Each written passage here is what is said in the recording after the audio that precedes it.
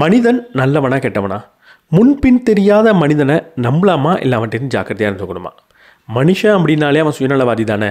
முன்பின் தெரியாத மனிதர்களை நான் எப்படி நம்புறது? அவங்கள்ட்ட கொஞ்சம் ஜாக்கிரதையாக தானே இருந்துக்கணும் அப்படின்னு சொல்லக்கூடிய ஒரு நபராக இருந்தால் நம்ம எல்லாருக்கும் தப்பான பாடம் கற்பிக்கப்பட்டிருக்கு.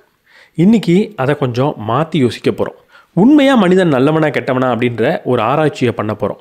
அறிவியல் மூலமாக, வரலாறு மூலமாக அந்த ஆராய்ச்சி நடக்க போகுது. அப்படிப்பட்ட ஒரு ஆராய்ச்சியை, அப்படிப்பட்ட ஒரு வாதத்தை முன் வச்சிருக்கிற ஒரு புத்தகம் தான் மனித குலம் அப்படின்ற இந்த புத்தகம். இந்த புத்தகம் உங்களுக்கு புதுசாக இருக்காது. சோஷியல் மீடியாவில் பல இடங்களில் இந்த புத்தகத்தோட பேரை நீங்கள் கேள்விப்பட்டிருப்பீங்க. இன்றைக்கி இந்த புத்தகத்தோட சம்மரியை தான் நம்ம பார்க்க போகிறோம். இந்த புக்கை பார்த்த உடனே தமிழ் வெர்ஷன் எங்கே உங்களுக்கு கிடச்சிது அப்படின்னு கட்டாயம் நீங்கள் கேட்பீங்க. இந்த புத்தகத்தோட தமிழ் வெர்ஷனை நான் புக்ஸ்கேப் அப்படின்ற வெப்சைட்டில் வாங்கினேன். ஜென்யூனான புக்ஸை மற்ற எல்லா வெப்சைட்டை விட ரொம்ப கம்மியான ப்ரைஸ்க்கு உங்களால் புக் ஸ்பேஸில் மட்டும்தான் வாங்க முடியும். அதை தாண்டி உங்களுக்கு கூடுதலான ஆஃபர் வேணும்னா அதற்கான கூப்பன் கோடையும் நான் டிஸ்கிரிப்ஷனில் கொடுத்துருக்கேன். அந்த வெப்சைட்டோட லிங்க்கையும் நான் டிஸ்கிரிப்ஷன் அண்ட் ஃபஸ்ட் கமெண்ட்டில் கொடுத்துருக்கேன். நம்ம சேனலுக்கு நீங்கள் புதுசாக இருந்தீங்கன்னா படிக்கிற புக்ஸோட சம்மரிஸ் அப்லோட் பண்ணுவேன். நான் படித்ததுலேயே எனக்கு ரொம்ப பிடிச்ச விஷயத்தை உங்க கூட ஷேர் பண்ணிப்பேன். நான் படித்ததுலேயே நல்ல புக்ஸை உங்களுக்கு ரெக்கமெண்ட் பண்ணவும் செய்வேன். அதெல்லாம் உங்களுக்கு பிடிக்கும் அப்படின்னா நம்ம சேனலுக்கு சப்ஸ்கிரைப் பண்ணிவிட்டு பெல் பட்டனை ப்ரெஸ் பண்ணிவிடுங்க.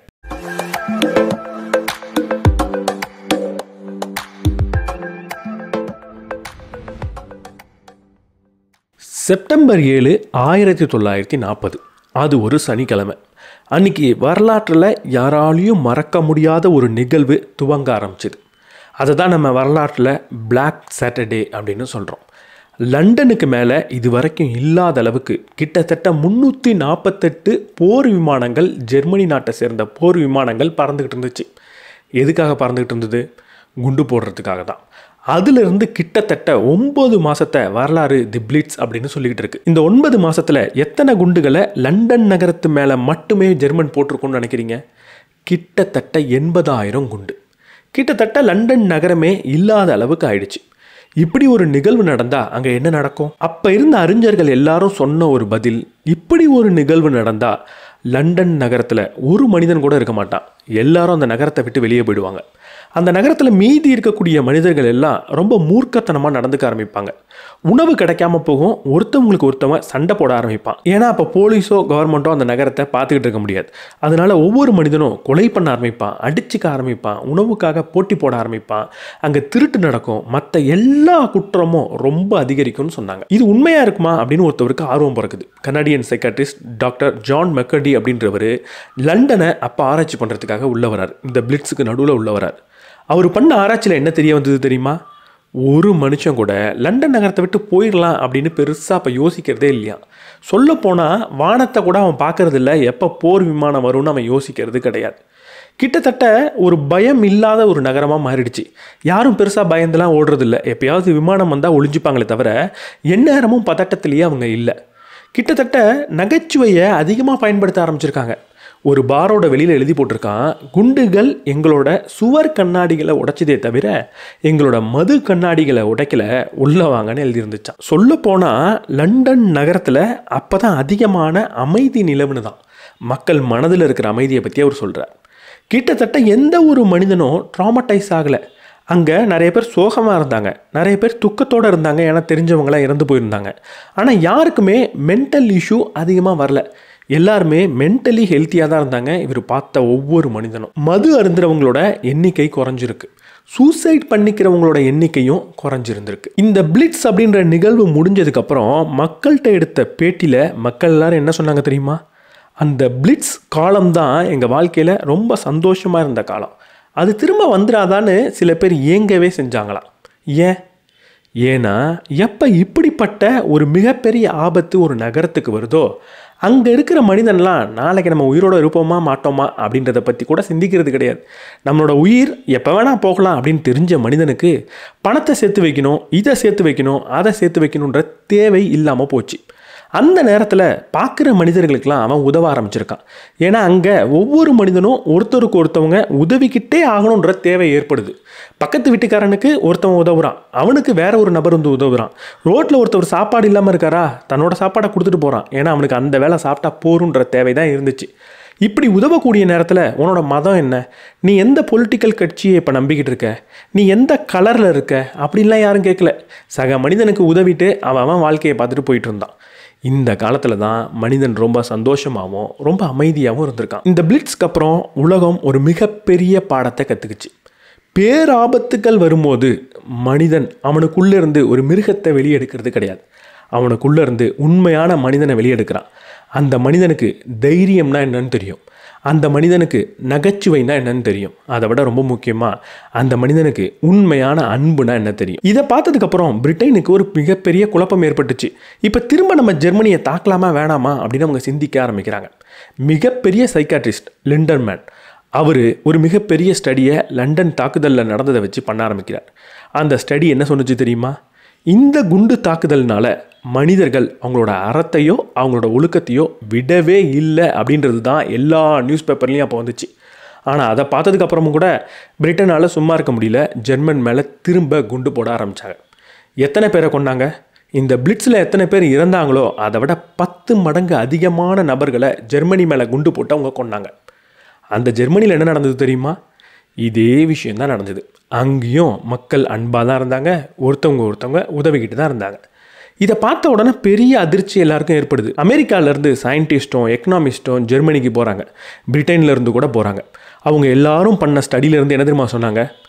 இந்த நேரத்தில் தான் ஜெர்மனியோட போர்க்கால பொருளாதாரன்றது ரொம்ப அதிகமாக வளர்ந்துச்சு.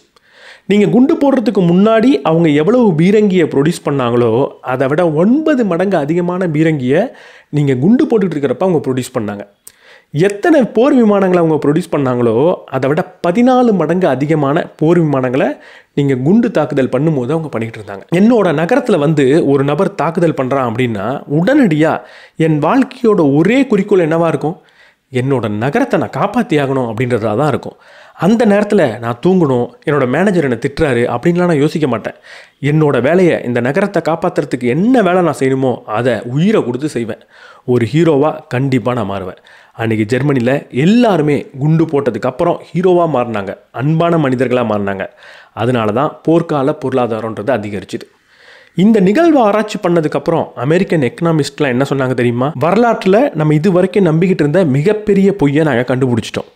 மனிதர்கள் ஒரு போர்க்கால சூழலில் ரொம்ப மூர்க்கத்தனமாகவும் முட்டாள்தனமாகவும் நடந்துப்பாங்க, குழம்பி போயிடுவாங்க அப்படின்னு நம்ம நம்பிக்கிட்டு இருந்தோம். ஆனால் அது உண்மையே கிடையாது. போர்க்கால சூழலோ இல்லை குழப்பம் நிறைந்த சூழலோ, அந்த சூழலில் தான் மனிதர்கள் ரொம்ப தெளிவாகவும் அன்பான மனிதர்களாகவும் மாறுறாங்கன்றத சொல்லுது அந்த ரிப்போர்ட். நீங்கள் ஒரு விமானத்தில் போயிட்டுருக்கீங்க, திடீர்னு அந்த விமானத்தில் ஏதோ ஒரு பழுது ஏற்பட்டுருது.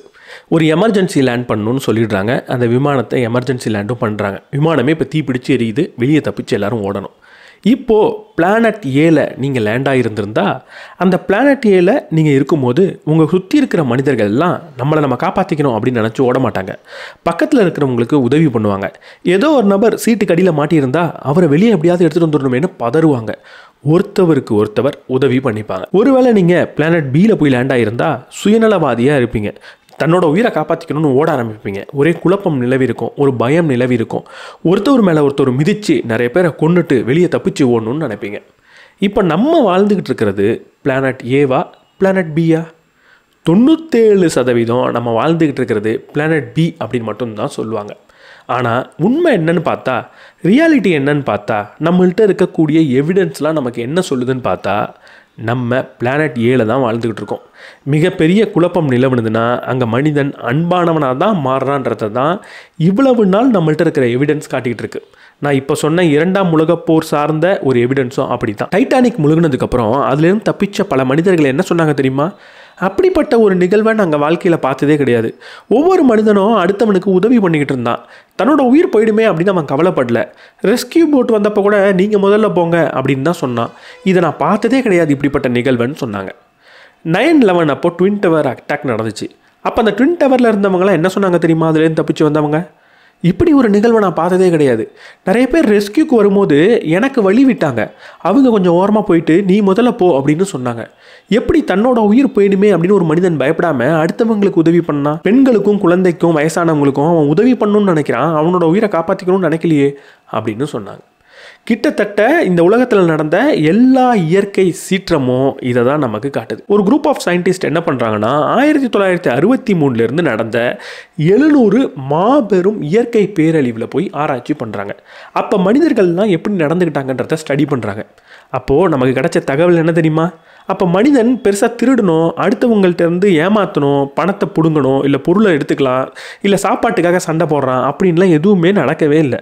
அங்கே மனிதன் ஒருத்தவனுக்கு ஒருத்தவன் உதவி பண்ணிக்கிட்டு இருந்தான். அவன் கையில் உணவு இருந்தால் அடுத்தவங்க கூட பகிர்ந்துக்கிட்டான். நான் மட்டும் சாப்பிட்ணுன்னு கூட அவன் நினைக்கல அப்படின்னு சொல்கிறாங்க. நமக்கே தெரியும், சென்னையில் வெள்ளம் அடிக்கடி வந்துக்கிட்டு இருக்கு. ஒவ்வொரு தடவை வெள்ளம் வரப்பையும் மக்கள் எப்படி நடந்துக்கிறாங்க? சுனாமி வந்தப்போ அந்த காலகட்டத்தில் நீங்கள் வாழ்ந்திருந்தீங்கன்னா மக்கள் எவ்வளவு உதவி பண்ணிக்கிட்டு இருந்தாங்க அடுத்தவங்களுக்கு. நீங்கள் உங்கள் வாழ்க்கையில் பல இயற்கை சீற்றத்தை கட்டாயம் பார்த்துருப்பீங்க. நீங்கள் ஜஸ்ட் யோசிச்சு பாருங்கள், ஒவ்வொரு இயற்கை சீற்றம் நடக்கும் போதும் நம்ம மனிதர்கள் எவ்வளவு உதவி பண்ணாங்க. இவ்வளவு டேட்டா இருக்கும் போதும் நம்ம ஏன் இந்த வெநீர் தேரியை இவ்வளவு ஆழமாக நம்பிக்கிட்டு இருக்கோம்? வெநீர் தேரினா என்ன? வெநீர் தேரினா நம்ம மனிதன் அன்புன்னு சொல்கிறதோ, நல்ல விஷயம்னு சொல்கிறதோ, அறம் அப்படின்னு சொல்கிறதோ ஒரு சின்ன பாலாடை மாதிரி தான்.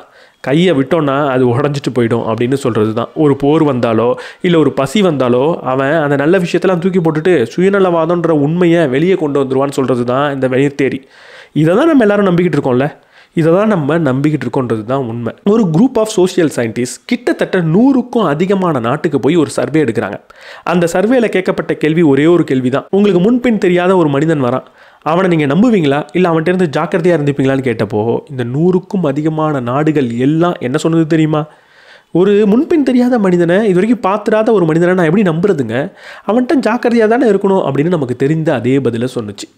ஆனால் உண்மை அப்படி இருக்கிறதே கிடையாது. ஆனால் இந்த வெநீர் தேரியை நம்ம ஏன் நம்புகிறோம்? இதுக்கு முக்கியமான காரணம் ஒன்று இருக்குது. 1990 ஜார்ஜ் கர்ப்னர் அப்படின்ற ஒரு சயின்டிஸ்ட் ஒரு டெர்மினாலஜியை உருவாக்குறார். அந்த டெர்மினாலஜியை என்னென்னு அவர் கூப்பிட்டாருன்னா மீன் வேர்ல்ட் சிண்ட்ரோம் அப்படின்னு சொன்னார்.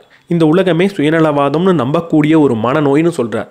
இந்த உலகத்தில் மக்கள்லாம் மோசமானவங்கன்னு நினைக்கிறது, எல்லாத்தையுமே நெகட்டிவாக பார்க்குறது, எதையுமே நம்பாமல் இருக்கிறது தான் இதற்கான ஒரு சிம்டம்ஸ். இது உருவாகிறதுக்கு காரணம் என்ன? எந்த ஒரு நோய் வரணும்னாலும் ஒரு காரணம் இருக்கும்ல.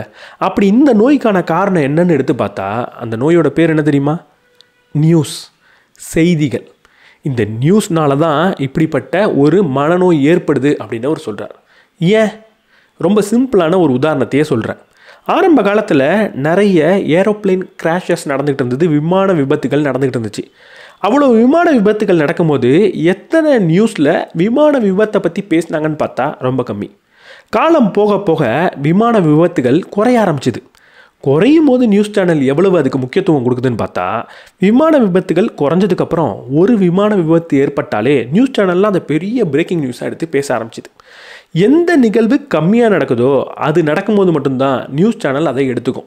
அதை விட ரொம்ப சிம்பிளாக சொல்லணுன்னா இந்த நிகழ்வு நெகட்டிவான நிகழ்வாக இருந்தால் நியூஸ் சேனல் எடுத்துக்கும். நம்ம ஊரில் ரோட்டில் நிறைய பேர் பயணம் பண்ணிகிட்டு இருக்கோம். ரோட்டில் எத்தனை பேர் பயணம் பண்ணுறாங்க, அதில் எத்தனை பேர் இறந்து போகிறாங்கன்னு ஒரு பர்சன்டேஜை எடுத்து பார்க்குறோம். இப்போது விமானத்தில் எத்தனை பேர் பயணம் பண்ணுறாங்க, அதில் எத்தனை பேர் இறந்து போகிறாங்கன்ற பர்சன்டேஜை எடுத்து பார்க்குறோம். இது ரெண்டுத்தில் எது அதிகமாக இருக்கும்? ரோட்டில் போகிறவங்க தான் அதிகமாக இறந்து போயிட்டுருக்காங்க. நான் இங்கே நம்பரை சொல்ல பர்சன்டேஜ் சொல்கிறேன். ரோட்டில் 100 பேருக்கு ஒரு 20 பேர் இறந்து போனால் விமானத்தில் 100 பேருக்கு ஒரு 2 பேர் தான் இறந்து போகிறாங்கன்னு வச்சுக்கோங்க. நம்பர் கரெக்டாக இருக்காது, ஆனால் இப்படி தான் அது இருக்குது. இப்படி இருக்கும்போது எதுக்கு நம்ம முக்கியத்துவம் கொடுக்கணும்? நியூஸ் சேனல் எதை அதிகமாக பேசணும்? ரோட்டில் அதிக பேர் இறந்து போகிறாங்கப்பா பார்த்து போப்பான்னு தானே உங்களுக்கு சொல்லணும்.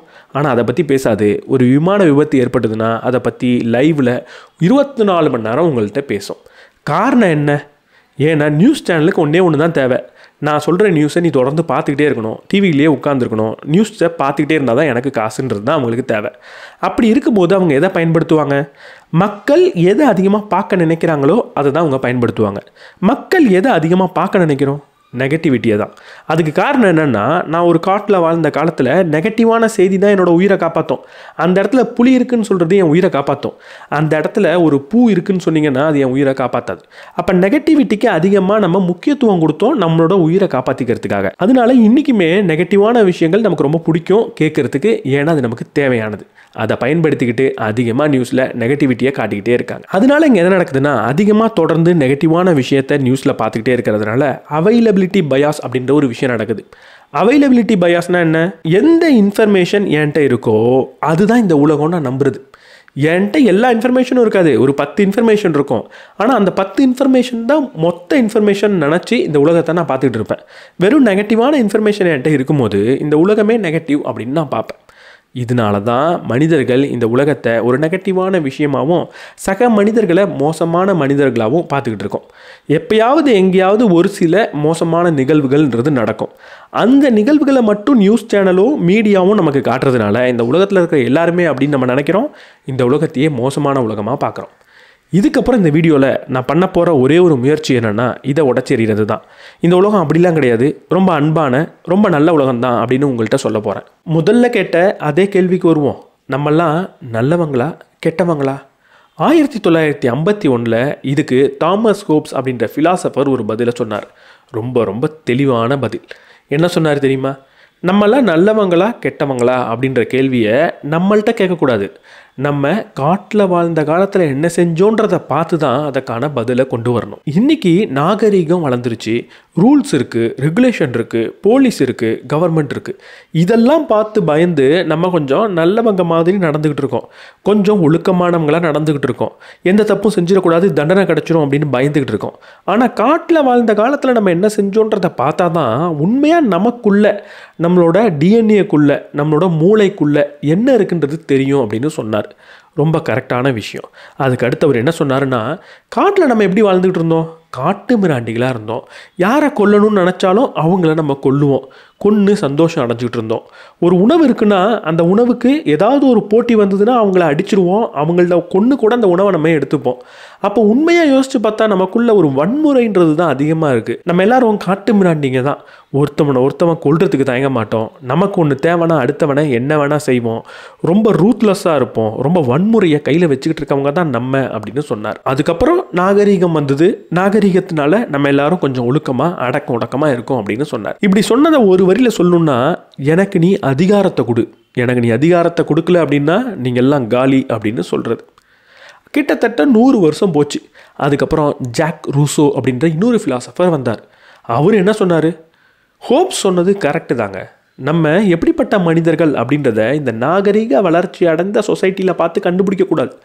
உண்மையாக காட்டில் நம்ம என்ன பண்ணிகிட்டு இருந்தோம் அப்படின்றது தான் கண்டுபிடிக்கணும். காட்டில் நம்ம என்ன பண்ணிகிட்டு இருந்தோம்? ஒருத்தவனை அடிச்சுக்கிட்டு இருந்தோமா? எவனை கொல்லலான்னு பார்த்துக்கிட்டு இருந்தோமா? சண்டை போட்டுக்கிட்டு இருந்தோமா? அப்படி கிடையவே கிடையாது. நடந்து போவோம், எங்கே போகணுன்னு தோணுதோ போவோம். நமக்கு வேலைலாம் பெருசாக கிடையாது. ஏதாவது ஒரு மரத்தில் பழம் இருக்குன்னா எடுத்து பறித்து சாப்பிடுவோம். ஏதாவது ஒரு மிருகத்தை பார்த்தோன்னா வேட்டையாடி சாப்பிடுவோம். வீட்டுக்கு வருவோம், படுத்து தூங்குவோம். இவ்வளவு தான் நம்மளோட வேலையே. அங்கே எந்த ஒரு போட்டியும் கிடையாது. ஒரு 100 மனிதன் இருந்தான்னா மரத்தில் 300 பழம் இருக்கும். அவன் ஒவ்வொருத்தனும் வயிறு நிறைய சாப்பிட்டுட்டு இருந்தான். இது என்னோட பழம்லாம் சொல்லலை. ஆனால் இந்த கால வரிசையில் ஒரு புள்ளி வந்துச்சுங்க. அந்த புள்ளியில் மனுஷன் என்ன சொன்னான் தெரியுமா? முதல் முறை ஒரு மனிதன் சொன்னான், இது என்னோட நிலம் அப்படின்னு. இந்த நிலத்தில் இருக்கிறது என்னோட மரம் அப்படின்னு அவன் சொன்னான். அந்த புள்ளியை தான் நம்ம நாகரீக வளர்ச்சியின் முதல் புள்ளின்னு சொல்லலாம். விவசாயம் தோன்றுன அந்த காலம். அதுக்கப்புறம் தானே மனுஷன் சண்டை போட ஆரம்பித்தான். அதுக்கப்புறம் தானே வயலன்ஸ் அப்படின்றத கையில் எடுத்தான். ஏதோ ஒரு மரத்தில் பழம் இருக்குது, நான் போய் பறித்து சாப்பிட்டுக்கிறேன்னு சாப்பிட்டுக்கிட்டு இருந்தான். திடீர்னு இது என்னோட மரம்னு நீங்கள் சொல்லிட்டீங்க. அப்போ அந்த மரத்துலேருந்து அவன் பழத்தை பறித்தா என்ன சொன்னீங்க? திருடுறான்னு சொன்னீங்க. அதுக்கு முன்னாடி வரைக்கும் திருட்டுன்ற ஒரு விஷயமே கிடையாது. ஏன்னா மனிதனுக்கு உடமையே கிடையாது. அப்புறம் எப்படி அவன் திருடி இருப்பான்? திருடும் போது தான் அவன் நாகரிகம் இல்லாத மனிதன், அவன் செய்கிறது தப்பு அப்படின்னு சொன்னீங்க.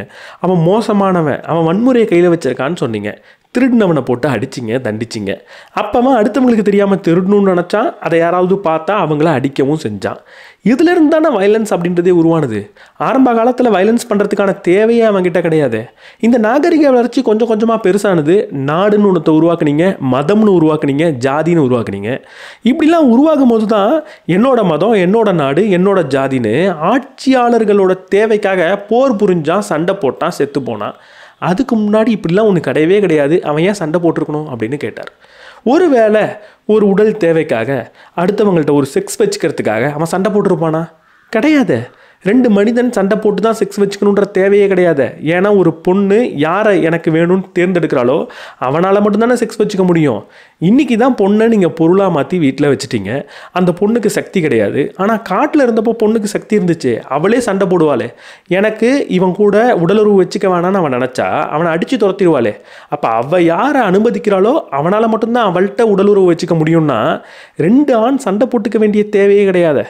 யோசிச்சு பார்த்தா மனிதன் காட்டு மிராண்டியாக இருந்தப்போ சண்டை போட்டிருக்கவே மாட்டான். அவன் அன்பானவனாக தான் இருந்திருப்பான். அப்போ மனிதர்கள் உண்மையாக பார்த்தா அன்பானவர்கள் தான். இந்த நாகரீக வளர்ச்சி தான் மனிதனை மோசமானவனாகவும் மூர்க்கத்தனமானவனாகவும் மாற்றினுச்சு. இந்த விவசாயமும் நாகரீக வளர்ச்சியும் நம்மளை தோற்கடிச்சிருச்சுன்னு சொன்னார். அவர் சொன்னதை ஒரு வரியில் சொல்லணுன்னா, எனக்கு சுதந்திரத்தை கொடு, இல்லைனா எல்லாம் காலின்னு சொன்னார். இப்போ ரெண்டுத்தில் எது உண்மை? ஹோப் சொல்கிறத கேட்கும்போது ஹோப் சொல்கிறது சரிதானேன்னு தோணுச்சு. ரூசோ சொன்னதுக்கப்புறம் ரூசோ சொல்கிறது தானே சரி அப்படின்னு தோணுது. ரெண்டுத்தில் எது உண்மை? இன்றைக்கி இந்த கேபிட்டலிஸ்டிக் சொசைட்டியில் சுதந்திரத்தை கொடுத்துட முடியுமா? நீங்கள் எல்லாம் சுதந்திரமாக இருங்கப்பா அப்படின்னு விட முடியுமா? விவசாயம் இல்லாத அந்த காலத்துக்கு திருமணம்னால போக முடியுமா? இந்த அரசியலெல்லாம் பேசுகிறதுக்கு முன்னாடி, இந்த சமூக அறிவியலை பேசுகிறதுக்கு முன்னாடி, இந்த சமூகத்தை கொஞ்சம் ஓரமாக எடுத்து வச்சுட்டு கொஞ்சம் நேரம் அறிவியல் பேசி பார்ப்போம். சயின்ஸ் உண்மையாக என்ன சொல்லுதுன்னு தான் பார்த்துருவோம். நம்ம என்ன தான் மனுஷன்னு பேசிகிட்டு இருந்தாலும் இந்த உலகத்தில் மனுஷன் அவ்வளோ நல்லா ஆகலை. இந்த உலகத்தில் உயிர்ன்ற ஒரு விஷயம் உருவானதுலேருந்து இன்னைக்கு வரைக்கும் இருக்கக்கூடிய ஒரு நிகழ்வை ஒரு வருஷத்தில் நம்மளால் ஃபிட் பண்ண முடியும். அப்படி ஃபிட் பண்ணோன்னா ஜனவரி 1 அக்டோபர் 15 வரைக்கும் ஜஸ்ட் இந்த உலகத்தில் பாக்டீரியா மட்டும்தான் இருந்துச்சு. நவம்பர் 1 தான் நம்மளை மாதிரி எலும்பு இருக்கக்கூடிய மூளை இருக்கக்கூடிய ஒரு உயிர்ன்றது உருவானுச்சு. டிசம்பர் 31 தான் மனுஷன்ற நம்ம உருவானோம். அதுலேயும் டிசம்பர் 31 நைட்டு 11:58 தான் விவசாயன்ற ஒரு விஷயத்தை கண்டுபிடிச்சோம். நைட்டு 11:59 அப்புறம் நடந்த நிகழ்வை தான் இன்னி வரைக்கும் நம்ம வரலாறுன்னு சொல்லிக்கிட்டு இருக்கோம். நம்மளோட வரலாறுன்றது ஒரு வருஷத்தில் ஒரு நிமிஷம்தான். நம்ம அவ்வளோ பெரிய ஆள்லாம் கிடையாது. அப்படி இருந்தும் நம்ம எப்படி இவ்வளோ பெரிய சூப்பர் பவர் ஆனோம்? எப்படி நம்ம நிலாவுக்கு போனோம்? நம்ம நிலாவுக்கு போயிட்டோம். ஏன் ஒரு வாழைப்பழமோ ஒரு பசுவோ ஒரு சிம்பான்சியோ நிலாவுக்கு போகல? என்னடா முட்டாள்தனமாக பேசுகிற அப்படின்னு கேட்டால், நம்மளோட டிஎன்ஏவும் ஒரு வாழைப்பழத்தோட டிஎன்ஏவும் 60% ஒத்துப்போகுது. நம்மளோட டிஎன்ஏவும் ஒரு பசுவோட டிஎன்ஏவும் 80% ஒத்துப்போகுது. நம்ம டிஎன்ஏவும் சிம்பான்சியோட டிஎன்ஏவும் 99% ஒத்துப்போகுது. இந்த 1% இவ்வளோ பெரிய மாற்றத்தை ஏற்படுத்திடுச்சா? அந்த 1% என்ன தான் இருக்குது? நம்ம ஏன் இந்த உலகத்தில் சூப்பர் பவராக இருக்கோம்? நம்ம ஏன் நிலாவுக்கு போனோம்? இதுக்கு நம்ம சொல்லக்கூடிய சிம்பிளான பதில் ஒன்று இருக்குது. அதுக்கு காரணங்க எவல்யூஷனுங்க. இந்த பரிணாம வளர்ச்சி தான் நம்மளை இப்படி ஆக்கிடுச்சு அப்படின்னு சொல்லுவோம். சரி, இது ஒரு வேகான ஆன்சர், ஒரு குழப்பம் நிறைந்த ஒரு பதில் தான் இது. எப்படி பரிணாம வளர்ச்சி நம்மளை ஆக்கணுது? பரிணாம வளர்ச்சி நம்மளை இவ்வளவு பெரிய சூப்பர் பவராக ஆக்கணும்னா எந்த ஒரு விஷயம் நம்மள்ட்ட இருந்ததுனால அது நடந்தது? எந்த ஒரு விஷயம் சிம்பான்சிக்கிட்டையும் மற்ற உயிர்கிட்டையும் இல்லை, நம்மள்ட்ட இருந்துச்சு? உடனடியாக நம்ம சொல்லக்கூடிய பதில், நம்ம ரொம்ப பலசாலி, நம்ம ரொம்ப அறிவாளி அப்படின்னு சொல்லிடுவோம். நம்ம பலசாலியா? ஒரு சிம்பான்சிக்கிட்ட 1-on-1 போனால் நம்ம யாருன்றது நமக்கு தெரிஞ்சிடும். அதை விடுங்க, நம்ம முதல்ல புத்திசாலியா? நம்ம உண்மையாக புத்திசாலியா அப்படின்னு கண்டுபிடிக்கணும்னா நம்மள்ட்ட எவ்வளோ அறிவு இருக்குன்றத அப்படியே ஒரு குரங்கோட கம்பேர் பண்ணக்கூடாது. உண்மையாக எப்படி தெரியுமா கண்டுபிடிக்கணும்? ஒரு சின்ன பிறந்த குழந்தைய எந்த ஒரு மனிதன்கிட்டையும் இல்லாமல் தனியாக ஒரு காட்டில் போட்டு வளர்த்து பார்ப்போம். அதே மாதிரி ஒரு சிம்பான்சியோட குட்டியையும் ஒரு காட்டில் போட்டு வளர்த்து பார்ப்போம். 2 பேரில் யார் அந்த காட்டுக்கு சூப்பராக அடாப்ட் ஆகி நல்ல புத்திசாலித்தனத்தோடு வருவாங்கன்னு நினைக்கிறீங்க? 2 பேருமே பிறந்ததுலேருந்து ஒரே சூழலில் வளர்க்கப்படும் போது யார் புத்திசாலியாக இருப்பாங்கன்னு நினைக்கிறீங்க? இதுக்கு ஒரு எக்ஸ்பிரிமெண்ட்டே நடந்துச்சு. 2 வயசு குழந்தை, தனியாக காட்டிலலாம் போடல, சாதாரண 2 வயசு குழந்தை, 2 வயசு சிம்பான்சி, 2 பேரையும் கம்பேர் பண்ணி பார்க்கும்போது 3 முக்கியமான விஷயத்தை கம்பேர் பண்ணாங்க. யாருக்கு ஸ்பேஷியல் நாலேஜ் அதிகமாக இருக்குது, இந்த சுற்றுப்புறத்தில் என்னென்னலாம் இருக்குன்றத புரிஞ்சிக்கக்கூடிய அறிவு யாருக்கு அதிகமாக இருக்குன்னு பார்த்தா 2 பேருக்கும் கிட்டத்தட்ட சேமாக தான் இருந்துச்சு. கால்குலேஷன், கணக்கு போடக்கூடிய ஒரு கால்குலேட் பண்ணக்கூடிய அறிவு 2 பேருக்கும் எப்படி இருக்குன்னு பார்த்தா மனிதனுக்கும் சிம்பான்சிக்கும் கிட்டத்தட்ட ஒரே மாதிரி தான் இருந்துச்சு. இந்த காஸ் அண்ட் எஃபெக்ட், ஒரு விஷயம் எந்த மாதிரி எஃபெக்டை கொடுக்குது அப்படின்றத ஞாபகம் வச்சுக்கக்கூடிய திறன் 2 பேருக்கும் எப்படி இருக்குன்னு பார்த்தா ஒரே மாதிரி தான் இருக்குது. அப்போ சொல்லப்போனால் மனிதனுக்கும் சிம்பான்சிக்கும் கிட்டத்தட்ட ஒரே மாதிரி அறிவு கூர்மை தான் இருக்குது. சொன்ன உடனே கோவம் வரும், திட்டணும்னு தோணும். ஜஸ்ட் ஆயுமா அப்படின்ற ஒரு சிம்பான்சி இருக்குது, நீங்கள் யூடியூப்பில் வீடியோ போட்டு பாருங்கள். அந்த குரங்கு ஒரு பஸ்ஸில் சால்வ் பண்ணும். மனிதனால் கூட சால்வ் பண்ண முடியாத ஒரு பஸ்ஸில் அந்த குரங்கு ரொம்ப வேகமாக சால்வ் பண்ணும். ரொம்ப சிம்பிளான ஒரு பஸ்ஸில் தான். ஸ்க்ரீனில் 1லேருந்து 10 வரைக்கும் ஒரு நம்பர் ஒரே செகண்டில் ஃப்ளாஷ் ஆகிட்டு போயிடும். அது போனதுக்கப்புறம் அந்த நம்பர் இந்த இடத்துலலாம் சின்ன சின்ன கட்டம் வரும். அந்த நம்பர் ஆர்டராக இருந்திருக்காது, கண்ணா பின்னான்னு அங்கங்கே இருக்கும். இப்போ அந்த நம்பர் மறைஞ்சதுக்கப்புறம் அந்த இடத்துல வெறும் கட்டமாக ஒரு பாக்ஸ் மட்டும் இருக்கும். 1 எங்கே இருந்தது, 2 எங்கே இருந்தது, 3 எங்கே இருந்ததுன்னு ஒரு நபரை விட்டு தொட சொல்லுவாங்க. எந்த ஒரு மனிதனாலும் அந்த பஸ்ஸில் சால்வ் பண்ண முடியாது. ஆனால் குரங்கு அடுத்தடுத்த செகண்டில் ரொம்ப வேகமாக ஒரு சூப்பர் பவர் இருக்கிற மாதிரி அதை சால்வ் பண்ணும். சிம்பிளாக சொல்லப்போனால் அறிவில் நம்ம குரங்கை விட ரொம்ப புத்திசாலிலாம் கிடையாது. நமக்கும் குரங்குக்கும் ஒரே அளவு புத்தி கூர்மை தான் இருக்குது கிட்டத்தட்ட. அப்புறம் எப்படி இந்த மனுஷன் இவ்வளவு பெரிய சூப்பர் பவரானா? ஏன் நிலாவுக்கு போனா? எப்படி போனா? இதுக்கு ரிச்சார்ட் டாவ்கின்ஸ் அப்படின்ற ஒரு மிகப்பெரிய சயின்டிஸ்ட் ஒரு பதிலை சொல்கிறார். ஒரு மிகப்பெரிய புத்தகத்தை எழுதியிருக்காரு, நீங்கள் படிச்சிருக்கிறதுக்கான வாய்ப்பு இருக்குது. அந்த புத்தகத்தோட பேர் தி செல்ஃபிஷ் ஜீன். அந்த புத்தகத்தில் அவர் என்ன சொல்கிறாரு தெரியுமா? மனிதன் இவ்வளவு பெரிய சூப்பர் பவர் ஆனதுக்கு முக்கியமான காரணம் அவன் ஒரு சுயநலவாதி. மற்ற மிருகங்களை விட மிகப்பெரிய சுயநலம் அவன்கிட்ட இருந்ததுனால தனக்கான பலத்தையும் தனக்கான அறிவையும் அதிகமாக சேகரித்து சூப்பர் பவர் ஆகிட்டான் அப்படின்னு சொன்னார். இது உண்மையா? நம்ம அவ்வளோ பெரிய சுயநலவாதியா? இதுக்கான பதிலை கண்டுபிடிக்கிறதுக்கு முன்னாடி 1986 ஜெர்மனியில் கோலஞ்ச் அப்படின்ற ஒரு இடத்துல ஒரு குவாரி தோண்டிட்டு இருந்தாங்க. அங்கே போகலாம். அந்த குவாரியை தோண்டிட்டு இருக்கும்போது ஒரு எலும்பு கூடு கிடைக்குது. இது ஒரு ஹைனாவோட எலும்பு கூடா இல்லை ஒரு கரடியோட எலும்பு கூடா அப்படின்னு அவங்க சிந்திச்சுக்கிட்டு இருக்கும்போது பார்க்குறதுக்கு மனுஷனோட எலும்பு கூடு மாதிரி இருக்குது அப்படின்னு பயந்துட்டாங்க. சயின்டிஸ்ட்லாம் அதை ஆராய்ச்சி பண்ணி பார்க்குறாங்க. ஆராய்ச்சி பண்ணிட்டு சொன்னாங்க, ஆமாங்க இது மனுஷனோட எலும்பு கூடு தான், ஆனால் அவன் நம்மளை மாதிரியான மனுஷன் கிடையாது, அவன் வேற ஆளுங்க அப்படின்னு சொன்னார். நீங்கள் நினைக்கிற வேற ஆளு கிடையாது, அவன் உண்மையாகவே 50,000 வருஷத்துக்கு முன்னாடி இருந்த வேற ஆளுங்க. அவனுக்கு ஒரு பேரும் வச்சாங்க, ஹோமோ நியாண்டர்தல்ஸ் அப்படின்னு. நம்மளோட பேர்லாம் ஹோமோ சேப்பியன்ஸ். நம்ம எல்லாரும் அறிவாளியான மனிதர்கள் அப்படின்னு சொல்லிப்பாங்க. அதனால நமக்கு வச்ச பேர் ஹோமோ சேப்பியன்ஸ், அவனுக்கு வச்ச பேர் ஹோமோ நியாண்டர்தல்ஸ். எப்படி இந்த சிங்கமும் புலியும் ஒரே மாதிரி மிருகம் ஆனால் வேற வேற மிருகமாக நம்ம சொல்கிறோம்ல, அந்த மாதிரி நம்ம சிங்கம்னா அவன் புலி, நம்ம சேப்பியன்ஸ் அப்படின்னா அவன் நியாண்டர்தல்ஸ். இந்த நியாண்டர்தல்ஸ் ஏன் காணா போனா அப்படின்றத கண்டுபிடிச்சிட்டோன்னா, அவன் ஏன் இப்போ இல்லை அப்படின்னு கண்டுபிடிச்சிட்டோன்னா, நம்ம ஏன் இப்போ இருக்கோன்றதுக்கான பதில் கிடச்சிரும். நம்ம ஏன் இப்போ இருக்கோன்றதுக்கான பதில் கிடச்சா நம்ம ஏன் நிலாவுக்கு போனோம், நம்மள்ட்ட அப்படி என்ன ஸ்பெஷாலிட்டி இருக்குன்றதை கண்டுபிடிச்சிடலாம். நியாண்டர்தல்ஸை விட நம்ம பலசாலியாக இருந்திருக்க கூடும், அவனை விட நம்ம புத்திசாலியாக இருந்திருக்க கூடும் அப்படின்னு நம்ம நினச்சோன்னா உண்மையே கிடையாது. நம்மளை விட மிகப்பெரிய பலம் கொண்டவன் அவன். நம்மளோட எலும்பு எடுத்து பார்த்தோன்னா சின்னூண்டு இருக்கும், அவன் அவ்வளோ பெரிய பலாக்கிரமசாலியாக இருப்பான். நம்மளை விட ரொம்ப உயரமானவன், ரொம்ப பலசாலி. அவனை விட நம்ம அறிவாளி அப்படின்னு சொல்லிட்டா உண்மையாக நம்ம அவ்வளவு அறிவாளி கிடையாது. இன்றைக்கி நம்ம வச்சுக்கிட்டு இருக்க பல விஷயங்கள் கூட நியாண்டர்தல்ஸ்கிட்டேருந்து தான் நம்ம கற்றுக்கிட்டோம் அப்படின்னு அறிவியல் சொல்லுது. கல்லை வச்சு முதல் முறை ஆயுதம் பண்ணவன் நியாண்டர்தல்ஸ் தான். அதை விட ரொம்ப அதிர்ச்சியான விஷயம் என்ன தெரியுமா? ஒரு உயிர் இறந்து போனால் அதை அடக்கம் பண்ணணும் அப்படின்றத கண்டுபிடிச்சது நியாண்டர்தல்ஸ் தான். நம்ம இறந்துட்டோன்னா நம்மளை அடக்கம் பண்ணணுன்றதையே நம்ம நியாண்டர்தல்ஸ்கிட்ட தான் கற்றுக்கிட்டோம். கேவ் பெயிண்டிங்ஸ் பண்ணியிருக்கான், சிலை பண்ணியிருக்கான், பல விஷயங்களை கண்டுபிடிச்சிருக்கான். ஆனால் அவன் இன்றைக்கி இல்லை. அப்போது நம்மளை விட அறிவாக இருந்திருக்கான், நம்மளை விட பலாசாலியாக இருந்திருக்கான், அவன் இன்றைக்கி இல்லை, நம்ம இங்கே இருக்கோமே. என்ன காரணம்? கொஞ்சம் நம்ம ஃபாஸ்ட் ஃபார்வர்ட் பண்ணி 1958 ரஷ்யாவுக்கு போயிடலாம். அங்கே டிமித்ரி பெல்யாவ் அப்படின்ற ஒரு சயின்டிஸ்ட் இருந்தார்.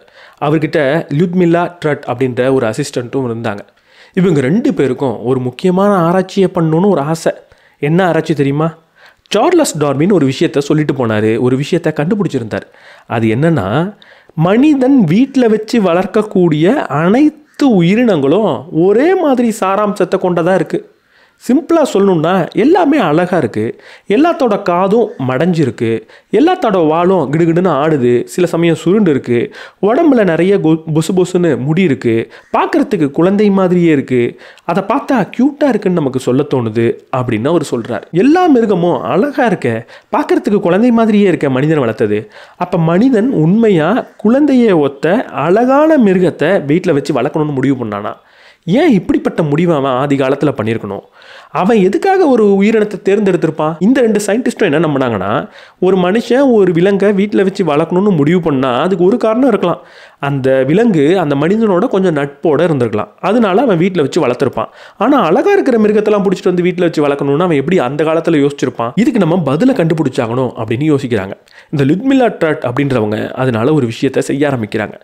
அவங்க சில நரிகளை தேர்ந்தெடுக்கிறாங்க. கையில் ஒரு க்ளவுஸை போட்டுட்டு நரிகள் அடைச்சி வைக்கப்பட்டிருக்க கூண்டுக்குள்ளே கையை விடுறாங்க. சில நரிகள் அவங்களோட கையை வேகமாக தாக்குது, சில நரிகள் பெருசாக அவங்க கையை தாக்காமல் அது பாட்டில் நடந்து போயிட்டுருக்கு. இப்போது எந்தெந்த நரிகள்லாம் தன் மீது ரொம்ப ஆக்ரோஷமாக இல்லையோ அந்த நரிகளெல்லாம் வெளியே எடுத்துகிட்டு வராங்க. நரிகள்ன்றது வெறும் காட்டில் வாழக்கூடிய ஒரு உயிர், அது வீட்டில் வாழக்கூடிய உயிரே கிடையாது. அதை எடுத்துகிட்டு வந்து வீட்டில் வச்சு வளர்க்க ஆரம்பிக்கிறாங்க. அந்த நரி குட்டி போடுது, திரும்ப அந்த குட்டி போடுது, அந்த குட்டி போடுது, வீட்டில் வச்சு வளர்த்துக்கிட்டே இருக்காங்க. 14 ஜென்ரேஷன் ஆனதுக்கப்புறம் நரி முதல் முறையாக இந்த உலகத்தில் ஒரு விஷயத்தை செய்ய ஆரம்பிக்குது. என்ன செஞ்சது தெரியுமா? வாழை ஆட்ட ஆரம்பிக்குது. அது வரைக்கும் நரி ஒரு மனுஷனை பார்த்தா வாழை ஆட்டவே ஆட்டாது. முதல் முறையாக வாழை ஆட்ட ஆரம்பிக்குது. சரின்னு திரும்ப அதையே வளர வைக்கிறாங்க, அதுவும் குட்டி போடுது, இப்படி குட்டி போட்டுக்கிட்டே இருக்குது. ஒரு சில ஜென்ரேஷன் கழித்து அந்த நரி என்ன பண்ண ஆரம்பிச்சது தெரியுமா? குலைக்க ஆரம்பிக்குது. அந்த மனிதனை காலை சுற்றி சுற்றி சுற்றி வர ஆரம்பிக்குது. அந்த மனிதன் அந்த நரியை தள்ளி விட்டுட்டு வேற எங்கேயாவது போனால் ரொம்ப சோகமாக அந்த மனுஷன் வரமாட்டானான்னு இயங்கிக்கிட்டு இருக்கு. சிம்பிளாக சொல்லணும்னா, நம்ம வீட்டில் வளர்க்குற நாய் நம்மள்ட்ட என்னெல்லாம் பண்ணுமோ அது எல்லாத்தையும் அந்த நரி பண்ண ஆரம்பிக்குது. நரியோட காது மடிய ஆரம்பிக்குது, வால் சுருள ஆரம்பிக்குது, முடி இன்னும் கொஞ்சம் பொசு பொசுன்னு வளர ஆரம்பிக்குது. நரி குட்டியாக இருக்கும்போது அதோட முகம் எப்படி இருக்குமோ வளர்ந்த பின்னும் அதே மாதிரியே இருக்குது. சொல்ல போனால் குழந்தை மாதிரியே இருக்குது. இதை கண்டுபிடிச்சதுக்கப்புறம் ரொம்ப பெரிய அதிர்ச்சி அவங்களுக்கு வருது. இதை சயின்டிஃபிக் பேப்பராக வெளியிடுறாங்க. அப்போ அவங்க சொன்ன விஷயம் என்ன தெரியுமா? எப்போ ஒரு மனிதன் ஒரு உயிரை எடுத்து வளர்க்க ஆரம்பிக்கிறானோ, தொடர்ந்து அவன் வளர்த்துக்கிட்டே இருந்தான் அப்படின்னா, முக்கியமாக அந்த உயிரை தேர்ந்தெடுக்கும் போது அதுக்கிட்ட கொஞ்சமாவது நட்பு உணர்வு அப்படின்றது இருக்குன்றதை கண்டுபிடிச்சி அவன் தேர்ந்தெடுத்து வளர்த்தான்னா, வளர வளர வளர அந்த உயிரினங்கள் எல்லாம் ஒரே மாதிரி மாறும். குழந்தையை ஒத்த ஒரு உயிரினமாக அது மாறும். பார்க்குறதுக்கு குழந்தை மாதிரியே இருக்கும், அழகாக இருக்கும், காது தொங்கும், வால் சுருண்டுக்கும், முடி அதிகமாக வளர ஆரம்பிக்கும். அது உங்களையே சுற்றி சுற்றி வரும். அது எந்த உயிரினமாக இருந்தாலும் சரி. இதுக்கு காரணம் ரெண்டு ஹார்மோன் தான். முதல் ஹார்மோன் செரோட்டோனின். இந்த செரோட்டோனின் அப்படின்றது சந்தோஷத்துக்கான ஒரு ஹார்மோன். எப்போ ஒரு விலங்கை வீட்டில் வச்சு சேஃபாகவே வளர்த்துக்கிட்டு வரீங்களோ, எப்போ அதுக்கான ஆபத்துன்றது குறையுதோ, சந்தோஷன்றது அதிகரிக்குது. செரோட்டோனின் அப்படின்ற ஹார்மோனும் அதிகமாக சுரக்குது. ரெண்டாவது ஹார்மோன் ஆக்சிடோசின். இந்த ஆக்சிடோசின் அப்படின்றது லவ் ஹார்மோன் அப்படின்னு சொல்லுவாங்க, இல்லை ஹக் ஹார்மோன் அப்படின்னு சொல்லுவாங்க. இந்த ஹார்மோனும் அதுக்கு அதிகமாக சுரக்க ஆரம்பிக்குது. ஏன்னா அது மேலே நீங்கள் பாசத்தை கொடுக்குறீங்க, அதை அரவணைச்சு வளர்த்துக்கிட்டே இருக்கீங்க. லவ் அதிகமாக அது ஃபீல் பண்ணுறதுனால இந்த ஹார்மோனும் அதிகமாக சுரக்குது. இந்த ஆக்சிடோசின் செரோட்டோனின் அப்படின்றது அதிகமாக சுரக்க ஸ்ட்ரெஸ் ஹார்மோன்றது குறையுது, மற்ற ஹார்மோன்ஸ் எல்லாம் குறையுது. இந்த ஹார்மோனல் சேஞ்சஸ்னால அது குழந்தை மாதிரியே இருக்குது, பெருசாக சண்டை போடுறதில்ல, நட்போட ரொம்ப க்யூட்டாக இருக்குது அப்படின்னு சொல்கிறாங்க. ஆனால் அதோடு அவங்க முடிக்காமல் கடைசியாக சொன்ன ஒரு வரி என்னென்னா, இது மிருகத்துக்கு மட்டுமே பொருந்தாது. ஒரு மனிதனையும் நீங்கள் கூடவே வச்சு அரவணைச்சி கூட்டமாக வாழ்ந்துக்கிட்டே இருந்தீங்க அப்படின்னா மனிதனும் இப்படி தான் மாறுவான் அப்படின்னு சொன்னாங்க. ஆனால் அவங்க கடைசியாக சொன்ன அந்த வரியை மட்டும் யாரும் பெருசாக ஏற்றுக்கல. ஏன்னா அப்போ அதை நிரூபிக்கிறதுக்கான சாத்தியக்கூறு நம்மள்கிட்ட கிடையாது. ஆனால் 2014 அதற்கான சாத்தியக்கூறு நமக்கு வந்துருச்சு. கிட்டத்தட்ட 2 லட்சம் வருஷமாக நமக்கு மண்ணிலிருந்து கிடச்ச எல்லா எலும்பு கூடியும் வச்சு ஒரு கம்பேரிசன் பண்ணுறாங்க 2014. அந்த எலும்பு கூடோட கம்பேரிஷன்லேருந்து நமக்கு என்ன தெரிய வந்துச்சு அப்படின்னா, மனுஷன் காலம் போக போக போக கொஞ்சம் கொஞ்சமாக அவனோட சைஸை குறைச்சிக்கிட்டான். கொஞ்சம் கொஞ்சமாக அவன் பார்க்குறதுக்கு ஒரு குழந்தையை ஒத்த மிருகமாகவே இருக்கான். அவனோட வளர்ச்சின்றது குறைய ஆரம்பிக்குது. குழந்தையாக இருக்கும்போது அவனுக்கு எப்படிப்பட்ட ஒரு ஃபேஷியல் எக்ஸ்ப்ரெஷன் இருந்துச்சோ, எப்படிப்பட்ட ஒரு முக தோற்றம் இருந்துச்சோ, அது பெருசாக மாறாமலேயே வளர்ந்ததுக்கப்புறமா அவன் இருக்க ஆரம்பிக்கிறான் அப்படின்றத கால வாரியாக பார்க்கும்போது நமக்கு தெரியுது. இதே போல் ஒரு மாற்றத்தை நம்மளால் ஓநாய்க்கிட்டையும் நாய்க்கிட்டையும் பார்க்க முடியும்னு சொல்கிறாங்க. காட்டு பூனைக்கும் வீட்டு பூனைக்கும் நம்மளால் பார்க்க முடியும்னு சொல்கிறாங்க. காட்டு பன்னிக்கும் வீட்டு பன்னிக்கும் பார்க்க முடியும்னு சொல்கிறாங்க. அதாவது அன்பை கொடுத்து வளர்க்கப்பட்ட மிருகங்களுக்கும் காட்டில் வளர்ந்த மிருகத்துக்கும் எந்த மாதிரி மாற்றம் இருக்கோ, எந்த மாதிரி உடல் தோற்றத்தில் ஒரு மாற்றம் ஏற்பட்டுச்சோ, அதே மாற்றம் தான் நியாண்டர்தல்ஸ்க்கும் சேப்பியன்ஸ்க்கும் இருக்குன்றதை அன்றைக்கி அவங்க சொல்கிறாங்க. ஸோ சிம்பிளாக சொல்லப்போனால், நியாண்டர்தல்ஸ்ன்றவன் ஓநாய், நம்ம நாய்க்குட்டி. அவன் ஒரு காட்டு பூனை, நம்ம வீட்டில் வளர்க்குற பூனை. அவன் காட்டு பண்ணி, நம்ம வீட்டில் வளர்க்குற பண்ணி. இப்போது ஒரு விஷயத்தை நீங்கள் யோசிக்கலாம். சரி, அவன் காட்டில் வளர்ந்தவனாக இருந்துட்டு போகிறான், நான் வீட்டில் வளர்ந்தவனாக இருந்துட்டு போகிறேன். அவன் தான் என்னை விட புத்திசாலி பலசாலி அப்படின்னு இருக்கிறப்போ நான் எப்படி இந்த உலகத்தை என்னோட கைக்குள்ளே கொண்டு வந்தேன்? அவன் செத்து மியூசியத்துக்குள்ளே இருக்கான், நான் அவனை வச்சு மியூசியம் கட்டியிருக்கேன். அப்போ எந்த ஒரு விஷயம் அவனையும் என்னையும் வேறுபடுத்தி என்ன சூப்பர் பவர் ஆக்கினுச்சு? இதுக்கு நம்ம இன்னும் கொஞ்சம் ஃபாஸ்ட் ஃபார்வர்ட் பண்ணி 1980 வருவோம். அமெரிக்காவில் பிரெயின் ஹேர் அப்படின்ற ஒரு சயின்டிஸ்ட் இருந்தார். அவர் பயாலஜி படித்தார். ஏன் பயாலஜி படித்தார் தெரியுமா? அவருக்கு நாய்க்குட்டினா ரொம்ப பிடிக்குமா. பாவம், பயாலஜிஸ்ட்லாம் நாய்க்குட்டியை வச்சு ஆராய்ச்சி பண்ண மாட்டாங்கன்றது அப்போ அவருக்கு தெரியாது போல இருக்குது. ஒரு நாள் ஒரு எக்ஸ்பெரிமெண்ட் பண்ணிகிட்டு இருக்காங்க. சிம்பான்சி, மனித குழந்தை ரெண்டுத்தையும் வச்சு ஒரு எக்ஸ்பெரிமெண்ட் பண்ணுறாங்க. ஒரு பொருளை எங்கேயோ மறைச்சி வச்சுடுறாங்க. மறைச்சி வச்சுட்டு அந்த பொருள் அங்கே இருக்குது அப்படின்றத இன்னொரு மனிதன் சொல்கிறான். இப்போ மனிதன் சொல்லக்கூடிய க்ளூவை வச்சு சிம்பான்சி அந்த பொருளை கண்டுபிடிக்குதா, மனித குழந்தை கண்டுபிடிக்குதான்ற ஆராய்ச்சி பண்ணி பார்க்கும்போது மனித குழந்தை தான் எப்போவுமே கண்டுபிடிச்சிதான். சிம்பான்சி எப்போவுமே தோத்துக்கிட்டே இருந்திருக்கு. ஆனால் இதை பார்த்துக்கிட்டு இருந்த பிரெயின் ஹேர் ஒரு விஷயத்த சொல்கிறாரு. இங்கே மனித குழந்தையை விட என்னோட நாய்க்குட்டி இதை சூப்பராக கண்டுபிடிச்சிருங்க அப்படின்னு சொல்லும்போது எல்லாரும் சிரித்தாங்க. ஆனால் இதை நான் ப்ரூவ் பண்ணி காட்டுறேன் அப்படின்னு நாய்க்குட்டியை கூட்டிகிட்டு வராரு. நாய்க்குட்டிகிட்ட இப்போ க்ளூ கொடுக்கும்போது மனிதனுக்கு நிகராக அதுவும் அந்த பொருளை போய் கண்டுபிடிச்சிது. இங்கே நீங்கள் புரிஞ்சிக்க வேண்டியது, அந்த பொருளுக்கு நறுமணன்றது ஒன்று கிடையாது. மோப்ப சக்தியை வச்சு நாய் கண்டுபிடிக்கல, மனிதன் சொன்ன க்ளூவை வச்சே நாய்க்குட்டி கண்டுபிடிச்சிருக்கு. இங்கே நாய்க்குட்டிக்கு ஒரு அறிவு இருக்குன்றதை கண்டுபிடிச்சிடுறார். இப்போ பிரெயின் ஹேர் ஒரு விஷயத்த சொல்கிறார். நாய்க்குட்டி எப்படி தெரியுமா கண்டுபிடிச்சது? ஆதி காலத்தில் மனிதன் நாய்க்குட்டியை தேர்ந்தெடுக்கும் போது, அதாவது அது காட்டில் வாழ்ந்துக்கிட்டு இருந்த நாயை வீட்டில் எடுத்து வளர்க்கணும்னு முடிவு பண்ணும்போது அவன் புத்திசாலியான நாய்களை மட்டுமே தேர்ந்தெடுத்து வளர்த்தான். இப்படி புத்திசாலியான நாய்களை தேர்ந்தெடுத்து வளர்த்து அது குட்டி போட்டதுனால வீட்டில் இருக்கிற எல்லா நாய்க்குட்டிகளும் புத்திசாலி ஆயிடுச்சு அப்படின்னு அவர் சொல்கிறார். இதை அவரோட சுப்பீரியர் ஏற்றுக்கவே இல்லை. அவர் நிறைய படித்தவர் போல இருக்கு. ரொம்ப தெளிவாக ஒரு விஷயத்த சொல்கிறார். இது கிடையவே கிடையாது. மனிதன் கண்டிப்பாக நாய்க்குட்டியை புத்திசாலியாக இருக்குன்னு வீட்டுக்கு கொண்டு வந்து வளர்த்துருக்க மாட்டான். அவன் அது ஃப்ரெண்ட்லியாக இருக்குது, நட்புணர்வோடு இருக்குன்னு சொல்லி தான் வீட்டுக்கு கூட்டிகிட்டு வந்திருப்பான்.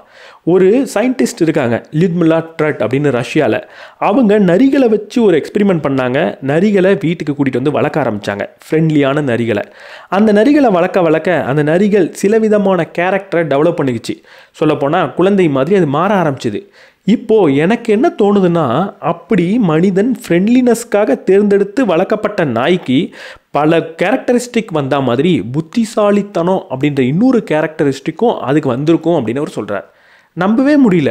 ஒரு நாய்க்குட்டி என்கிட்ட நட்பாக இருக்குன்றதுக்காக வீட்டில் எடுத்து வந்து நான் வளர்த்து அதுக்கு புத்திசாலித்தனத்தை கொடுத்துட்டேனா? ஒரு நாயை வீட்டில் வச்சு வளர்த்தனா புத்திசாலித்தனம் குறையணும். ஏன்னா காட்டில் இருக்கும்போது நிறைய ஆபத்து இருக்குது. காட்டில் உயிர் தப்பிச்சு பிழைக்கணுமேன்ற நிறைய தேவை இருக்குது. அதனால் அது புத்தி கூர்மையோடு இருந்தே ஆகணும். வீட்டுக்கு வந்ததுக்கப்புறம் நம்ம அரவணைச்சி அன்பு செலுத்தி அதை லவ் பண்ணி வளர்க்க போகிறோம். லவ் பண்ணும்போது அதுக்கு எதுக்கு அறிவு? சும்மா படுத்திருந்தாலே நம்ம காப்பாற்றிடுவோம், அதுக்கு அறிவு தேவையில்லையே அப்படின்னு எதிர்த்து பேசுகிறார். இப்போ அவர் என்ன சொல்கிறார் சுப்பீரியர், நீ ரஷ்யாவுக்கு போ, அந்த நரியை வச்சு ஆராய்ச்சி பண்ணிட்டு வான்னு அனுப்பி விட்றார். இவரும் ரஷ்யாவுக்கு போகிறார். ரஷ்யாவுக்கு போனோன்னா அந்த வேலை ரொம்ப சிம்பிளான வேலை. இதை நம்மளால் சிம்பிளாக கண்டுபிடிக்க முடியும். ஏன்னா நரி, வீட்டில் வளர்க்கப்பட்ட நரியும் நம்மள்ட்ட இருக்குது, காட்டில் வளர்ந்த நரியும் இருக்குது. இப்படி வீட்டில் வளர்ந்த நரிலாம் அறிவு கூர்மைக்காக எடுத்து வளர்க்கல, ஃப்ரெண்ட்லினஸ்க்காக வளர்க்கப்பட்டுச்சு. காட்டில் இருக்கிற நரிகள்லாம் சாதாரண காட்டில் இருக்கிற நரி. இப்போ பிரெயின் ஹாரோட சுப்பீரியர் சொல்கிறது உண்மையாக இருந்தால் இதை ஈஸியாக கண்டுபிடிக்கலாம். எப்படி? இங்கே நரிகளை அவங்க புத்தி கூர்மை அதிகன்றதுக்காக வீட்டில் கொண்டு வந்து வளர்க்கல, ஃப்ரெண்ட்லினஸ்க்காக வளர்த்தாங்க. ஃப்ரெண்ட்லினஸுக்காக நான் வீட்டில் வச்சு வளர்த்தா புத்தி கூர்மை அதிகரிக்கும் அப்படின்னு இவர் சந்தேகப்படுறது உண்மையாக இருந்தால், வீட்டில் ஃப்ரெண்ட்லினஸ்க்காக எடுத்து வளர்க்கப்பட்ட அந்த லிட்மிலா ட்ரட்டோட நரிகள் எல்லாம் காட்டில் இருக்கிற நரிகளை விட, அவங்க வளர்க்காத நரிகளை விட புத்தி கூர்மை அதிகமானதாக இருக்கணும். அப்படி இருந்துச்சுன்னா நான் ஃப்ரெண்ட்லினஸ்க்காக ஒரு நரியை எடுத்து அன்பு செலுத்தி வளர்த்தாலே அறிவு கூர்மை அதிகரிக்கும்னு சொல்கிறது உண்மையாயிடும். இப்போது அவர் எல்லா நரியும் எடுத்துக்கிறார். வீட்டில் வளர்த்த நரி, காட்டில் இருக்கிற நரி. ரெண்டுத்தில் எதுக்கு புத்தி கூர்மை அதிகமாக இருக்குது அப்படின்னு டெஸ்ட் பண்ணி பார்க்கும்போது ரெண்டுத்துக்கும் ஒரே மாதிரி இருக்கும்னு அவர் நினச்சி டெஸ்ட் பண்ணும்போது உண்மையாக அவரோட சுப்பீரியர் சொன்னது அங்கே சரின்னு வந்துடுது. அங்கே வீட்டில் வளர்க்கப்பட்ட நரிகளுக்கெல்லாம் புத்தி கூர்மை அதிகமாக இருக்குது, காட்டில் வளர்த்த நரிக்கெல்லாம் புத்தி கூர்மை கம்மியாக இருக்குது. அதிர்ந்து போகிறாரு. இவ்வளவு நாள் இவர் நம்பினது பொய் அப்படின்றது அவருக்கு தெரிய வந்துடுது. வீட்டில் அன்பு செலுத்தி வளர்க்கக்கூடிய நரிகளுக்கு புத்தி கூர்மை அதிகமாகுது. எப்படி வீட்டில் வச்சு வளர்க்கும் போது அதுக்கு அழகான முகத்தோற்றமோ நிறைய முடியும் வளருதோ அதே மாதிரி அறிவும் வளருதுன்றதை கண்டுபிடிக்கிறார். அப்போது இப்போ திரும்ப அதே கேள்வியே கேட்குறேன், மனிதன் எப்படி சூப்பர் பவர் ஆனான்? மனிதனுக்கு எப்படி இந்த சூப்பர் பவர் கிடச்சிது? எப்படி நிலாவுக்கு போனான்? குரங்கையும் மனித குழந்தையும் வச்சு ஒரு ஆராய்ச்சி பண்ணாங்க. அங்கே 3 விஷயம் டெஸ்ட் பண்ணாங்கன்னு நான் சொன்னேன். அதாவது ஸ்பேஷியல் ரெகக்னேஷன், வெளியில் இருக்கிற சுற்றுப்புறத்தை புரிஞ்சிக்கக்கூடிய தன்மை, கால்குலேஷன் அப்படின்னு சொன்னேன், காஸ் அண்ட் எஃபெக்ட்னு சொன்னேன். இந்த 3 விஷயத்தையும் சிம்பான்சியும் மனிதனும் ஒரே மாதிரி புரிஞ்சுக்கிறாங்கன்னு சொன்னேன். ஒரு விஷயத்தை சொல்ல மறந்துட்டேன். அது என்ன தெரியுமா? Social learning. இன்னொரு மனிதர்கிட்டருந்து கற்றுக்கக்கூடிய தன்மை 2 பேருக்கு யாருக்கு அதிகமாக இருக்குன்னு பார்த்தா சிம்பான்சிக்கு 0, மனித குழந்தைக்கு அதிகம். எப்போ நான் அன்பான ஒரு மனிதனாக மாறி, ஃப்ரெண்ட்லியான ஒரு மனிதனாக மாறி, சக மனிதனோட சேர்ந்து வேலை செஞ்சு சக மனிதனோட காட்டில் வாழ ஆரம்பிச்சனோ அப்போது எனக்கு அறிவு கூர்மை அதிகமாகலை, அப்போ எனக்கு பலம் அதிகமாகலை. ஆனால் அப்போ எனக்கு எது அதிகமானது தெரியுமா? சக மனிதன்கிட்டருந்து கற்றுக்கக்கூடிய தன்மை அதிகமானது. நான் கற்றுக்கிட்ட விஷயத்த சக மனிதனுக்கு சொல்லித்தரக்கூடிய தன்மை அதிகமானது. இந்த இன்டெலிஜென்ஸ், அதாவது அந்த நரிக்கும் அந்த நாய்க்கும் இருக்கக்கூடிய அந்த இன்டெலிஜென்ஸ் எனக்கு அதிகமானது. சக மனிதன் சொல்லித்தரதை புரிஞ்சுக்கிட்டு வேலை செய்யக்கூடிய தன்மை அதிகமானது. இப்படி ஆகும்போது நான் சூப்பர் பவர் ஆனேன். சிம்பிளாக சொல்லணும்னா நியண்டர்தால்ஸும் மீன் பிடிக்க கற்றுக்கிட்டான், நானும் மீன் பிடிக்க கற்றுக்கிட்டேன். அவன் மீன் பிடிக்க கற்றுக்கிட்டதை வச்சு மீன் பிடிச்சி சாப்பிட்டான், நான் மீன் பிடிக்க கற்றுக்கிட்டதை வச்சு என்னோட கூட இருக்கிற எல்லா நபருக்கும் மீன் பிடிக்க கற்றுக் கொடுத்துட்டு போனேன். நியண்டர்தால் செத்ததுக்கப்புறம் மீன் பிடிக்கிறது அவனோட போயிடுச்சு. நான் செத்ததுக்கப்புறம் மீன் பிடிக்கிறது அடுத்த தலைமுறைக்கு போச்சு. அந்த அடுத்த தலைமுறை மீனை சுட்டு சாப்பிட்றதை கண்டுபிடிச்சான். அது அடுத்த தலைமுறைக்கு போச்சு. அடுத்த தலைமுறை மீனை வலை வச்சு பிடிக்கலான்னு கண்டுபிடிச்சிது. அடுத்த தலைமுறை போட் எடுத்துகிட்டு போகலான்னு கண்டுபிடிச்சிது. அடுத்த தலைமுறை கப்பலை கண்டுபிடிச்சிது. இப்படி நான் தொடர்ந்து என்னோட அறிவை அடுத்த தலைமுறைக்கு கொடுத்துட்டே போனேன். ஆனால் மற்ற மிருகங்கள் அறிவு அதிகமாக இருந்தாலும் அதை அடுத்த தலைமுறைக்கு கொடுக்கல. அதனால தான் முதல் மிருகத்துக்கு என்ன அறிவு இருந்ததோ அதே அறிவோடு அது இன்னும் இருந்துக்கிட்டு இருக்கு. நம்ம அறிவில் கம்மியான ஒரு மிருகமாக இருந்தாலும் அதை கொஞ்சம் கொஞ்சமாக காம்பவுண்ட் பண்ணி நிலாவுக்கே போயிட்டோம். அப்போ நம்ம நிலாவுக்கு போனதுக்கும் இந்த உலகத்தையே கட்டியாளுறதுக்கும் காரணம் என்ன தெரியுமா? நம்மளோட அறிவு. அந்த அறிவு நம்மளோட அறிவு கிடையாது, முதல் மனிதன் நமக்காக விட்டுட்டு போன அறிவு. நான் மட்டும் உயிரோடு இருக்கணும்னு நினச்சிருந்தேன்னா அடுத்த தலைமுறைக்கு அறிவை நான் கொடுக்க மாட்டேன். என்கிட்ட அன்பு இருந்ததுனால, என்கிட்ட நட்பு இருந்ததுனால தான் நான் இப்படிப்பட்ட ஒரு மிருகமாக எவால்வ் ஆனேன்.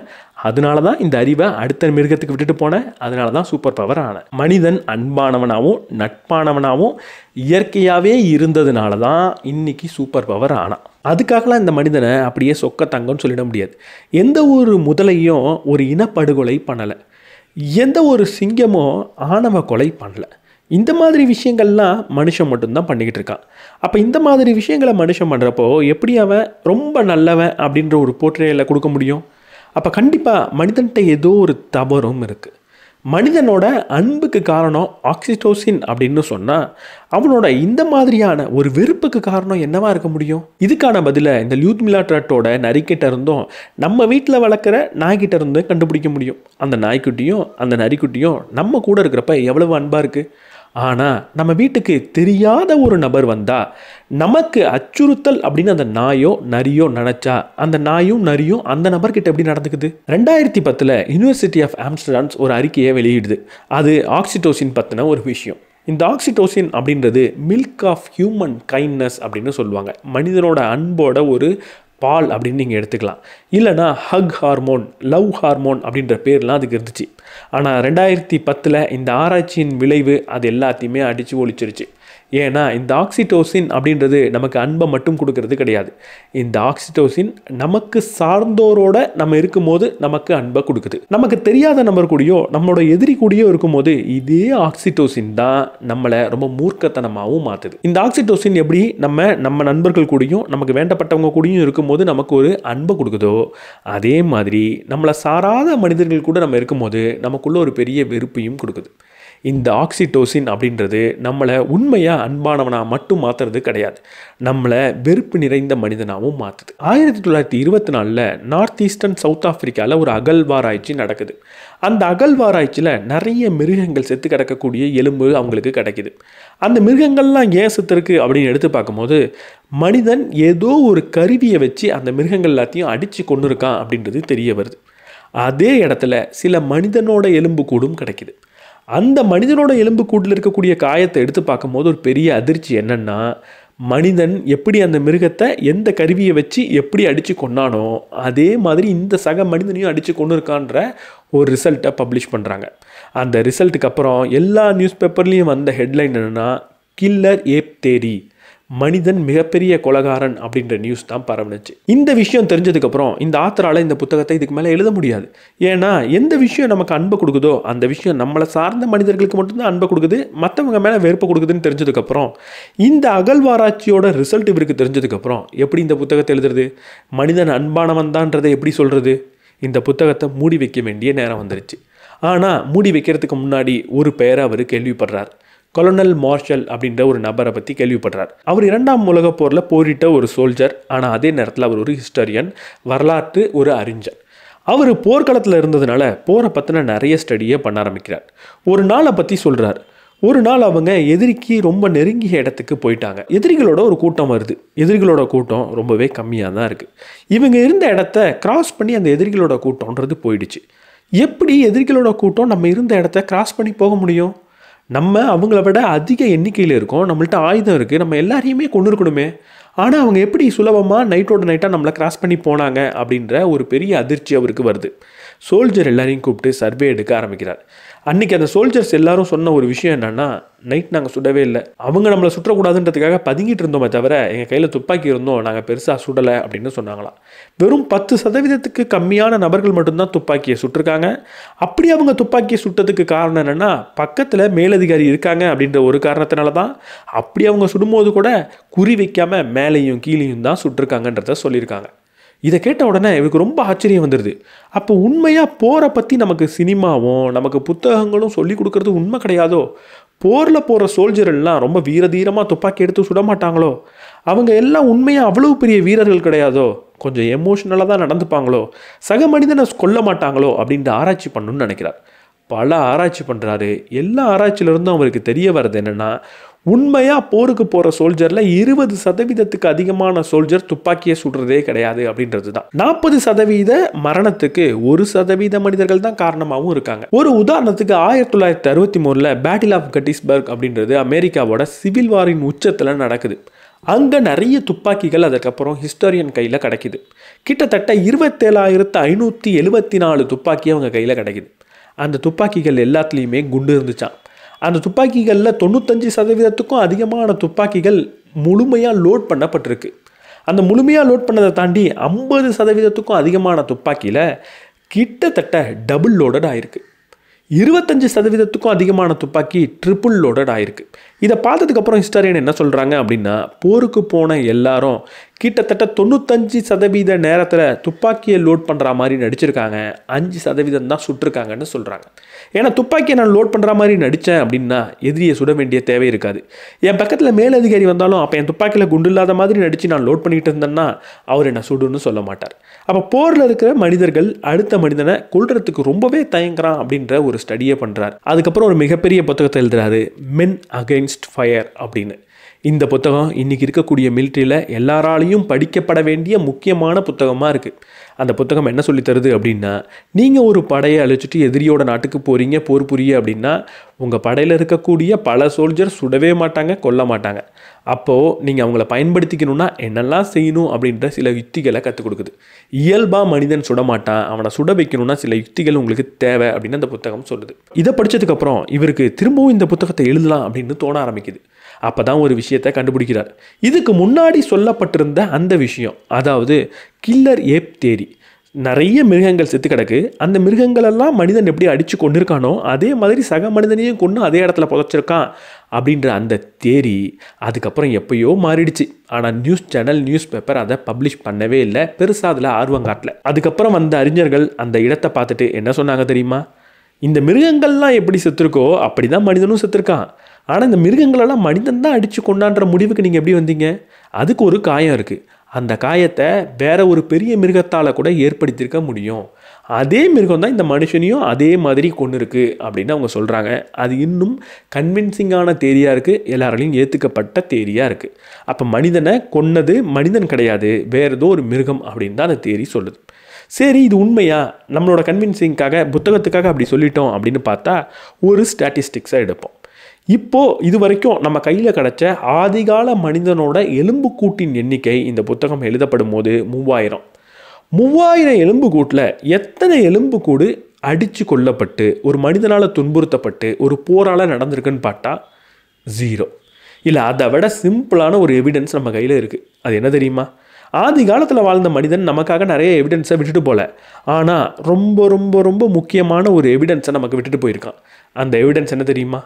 குகை ஓவியங்கள். குகை ஓவியத்தில் வேட்டையாடுறத, உட்கார்ந்து சாப்பிட்றத, மற்ற விஷயங்கள் எல்லாத்தையும் வரைஞ்சிருக்கான். மனிதன் ஆதி காலத்திலிருந்து சண்டை போட்டவனாக இருந்தால் ஒரு குகை ஓவியத்துலையாவது அவன் சண்டை போட்டதை வரைஞ்சிருக்க வேணாம், ஒரு சக மனிதனை கொல்றதை வரைஞ்சிருக்க வேணாம், ஒரு போர் புரியறதை வரைஞ்சிருக்க வேணாம். ஒன்று கூட அவன் வரையில. சண்டை போடுற மாதிரி ஏதாவது ஒரு ஓவியம் இருந்தால் அந்த ஓவியத்தோட காலத்தை எடுத்து பார்த்தா அது விவசாயம் தோன்றுறதுக்கு அப்புறமா தான் இருக்குது. விவசாயம் தோன்றுறதுக்கு முன்னாடி வரையப்பட்ட எந்த ஒரு ஓவியத்துலேயும் சண்டை இல்லை அப்படின்றது தான் உண்மை. சரி, இதை விட சிம்பிளாக சொல்லவா? உங்களுக்கு சாப்பிடும் போது எப்படி இருக்குது? ரொம்ப சுகமாக இருக்குல்ல. உடல் உறவு வச்சுக்கும் போது சுகமாக இருக்குல்ல. ஏன்னா ஆதிகால மனிதன் உயிர் பிழைத்து இருக்கிறதுக்கு தேவையான விஷயமா அது இருந்ததுனால தான் இன்றைக்கி அதை செய்யும் போது உங்களுக்கு சுகம் வருது. சக மனிதனை அடித்து கொள்கிறப்ப உங்களுக்கு சுகம் வருதா? சுகம் வந்ததுன்னா ஆதி காலத்தின் தேவைன்னு அர்த்தம். இப்போ சுகம் வரல, அதை செய்யும் போதே ஒரு வெறுப்பு வருது, அதை பார்த்தாலே நமக்கு கண்ணை மூடிக்கணும்னு தோணுது, ரொம்ப கோராக இருக்குது, அதை தவிர்த்தலான்னு நமக்கு தோணுது அப்படின்னா அதோட காரணம் என்னென்னா ஆதி காலத்தில் அதை நம்ம செய்யலை. செஞ்சுருந்தோன்னா அதை நம்ம ரொம்ப ரசிச்சிருப்போம், அது நமக்கு ரொம்ப பிடிச்சிருக்கும். ஆதிகால மனிதன்ட்ட வன்முறைன்றது இல்லைன்றதுக்கு இதுதான் மிகப்பெரிய ஒரு எவிடன்ஸ். இவ்வளோ நேரம் நம்ம பார்த்ததை வச்சு ரூசோவோட தேரியை நம்மளால் தெளிவாக புரிஞ்சுக்க முடியும். ரூசோ என்ன சொல்கிறாரு அப்படின்னா, மனிதன் ஆதி காலத்தில் ரொம்ப சந்தோஷமானவனாக இருந்தான். எப்போ சிவிலைசேஷன், இந்த நாகரிகம் அப்படின்றது தோன்ற ஆரம்பிச்சதோ அப்போலேருந்து தான் அவனுக்குள்ள வன்முறையும் கஷ்டங்களும் வர ஆரம்பிச்சிது அப்படின்னு சொல்கிறார். இது எப்போ துவங்கியிருக்கும்? 15,000 வருஷத்துக்கு முன்னாடி நம்ம போய் ஆகணும். கிட்டத்தட்ட ஐஸ் ஏஜ் முடிஞ்ச அந்த காலம். ஐஸ் ஏஜில் மனிதன் எல்லாம் ஒன்றா தான் இருந்தான். ஏன்னா எப்போ ஒரு கிரீசிஸ் வருதோ, எப்போ உணவின் தட்டுப்பாடு ஏற்படுதோ, எப்போ உயிருக்கு ஆபத்து ஏற்படுதோ, அப்போ அவன் கூட்டமாக இருந்தால் மட்டும்தான் உயிர் பிழைத்திருக்க முடியும். அப்போ மனிதர்கள் எல்லாரும் ஒன்றா கூட்டமாக இருந்தாங்க. கூட்டமாக இருக்கும்போது அவங்களுக்குள்ள இந்த ஆக்சிடோசின் அன்பான ஹார்மோனாக தான் இருந்துச்சு. ஆனால் எப்போ இந்த ஐசேஜ் கொஞ்சம் கொஞ்சமாக குறைய ஆரம்பிச்சதோ, எப்போ கொஞ்சம் வளம் நிறைந்த நிலங்கள் உருவாக ஆரம்பிச்சதோ, அப்போ முதல்ல அந்த நிலத்தை பார்த்த மனிதன் இது என்னோட இடம் அப்படின்னு எடுத்துக்க ஆரம்பித்தான். அந்த காலத்தில் என்னவோ நிறைய உணவுகள் இருந்த நிலத்தை அவன் எடுத்துக்கிட்டான். இப்படி அவன் எடுத்துக்க ஆரம்பிக்கும் போது என்ன நடந்தது? வேறு சில மனிதர்கள் இந்த வளம் இல்லாத நிலத்தையும் எடுத்துக்க ஆரம்பித்தாங்க. வளம் குறைந்த நிலத்தை அவங்க தன்னோட கையில் எடுத்துக்கும் போது அங்கே ஒரு பிரச்சனை உருவாக ஆரம்பிச்சுது. அங்கே இயற்கையாக உணவுன்றது அதிகமாக இல்லை. அப்போ உணவை உற்பத்தி பண்ணி ஆகணும் அப்படின்ற ஒரு சிந்தனைக்குள்ளே வராங்க. விவசாயம் பண்ண ஆரம்பிக்கிறாங்க. அது வரைக்கும் மனிதனுக்கு வேலைனா என்ன அப்படின்றது தெரியாது. இந்த ஒர்க் இஸ் ஒர்ஷிப்பு, இந்த வேலை செய்யும் தொழில்தான் தெய்வம், அது எல்லாமே இன்றைக்கி நம்மளை வேலை வாங்கிறதுக்காக சொல்லி கொடுக்கப்பட்ட விஷயங்கள் தான். அதுக்கு முன்னாடி மனிதன் வேலை அப்படின்னு ஒன்று செஞ்சுக்கிட்டு இருக்க மாட்டான். போவான், உணவு கிடைக்கும், சாப்பிடுவான், அவ்வளவுதான் அவனோட செயலை தவிர வேலை அப்படின்னு ஒன்று கிடையாது. செஞ்சாதான் உணவு, செஞ்சாதான் நமக்கு பணம், செஞ்சாதான் நமக்கு வாழ்கிறதுக்கான தகுதி அப்படின்னு ஒரு செயலே கிடையாது. ஆனால் எப்போ இந்த விவசாயம் உருவானதோ, எப்போ இந்த வளமில்லாத நிலத்தில் மனிதன் தங்கணுன்ற முடிவு எடுத்தானோ, இது என்னோட நிலம் அப்படின்ற ஒரு முடிவு எடுத்தானோ, அங்கே தொடர்ந்து உழைக்க ஆரம்பித்தான். இரவும் பகலும் அங்கே விவசாயம் பண்ண ஆரம்பித்தான். அவ்வளவு நாள் வேலையே செய்யாத மனிதன் முதலாக அதிகமான வேலை செஞ்சு துன்புறவும் ஆரம்பித்தான். அதுக்கப்புறம் தான் இருக்கிறதுலேயே மிகப்பெரிய கற்பனைக்குள்ளே அவன் போக ஆரம்பித்தான். இந்த உலகத்தில் இருக்கிற எல்லா விஷயமும் ஏதோ ஒரு மனிதனுக்கு சொந்தம் அப்படின்னு நினைக்க ஆரம்பித்தான்.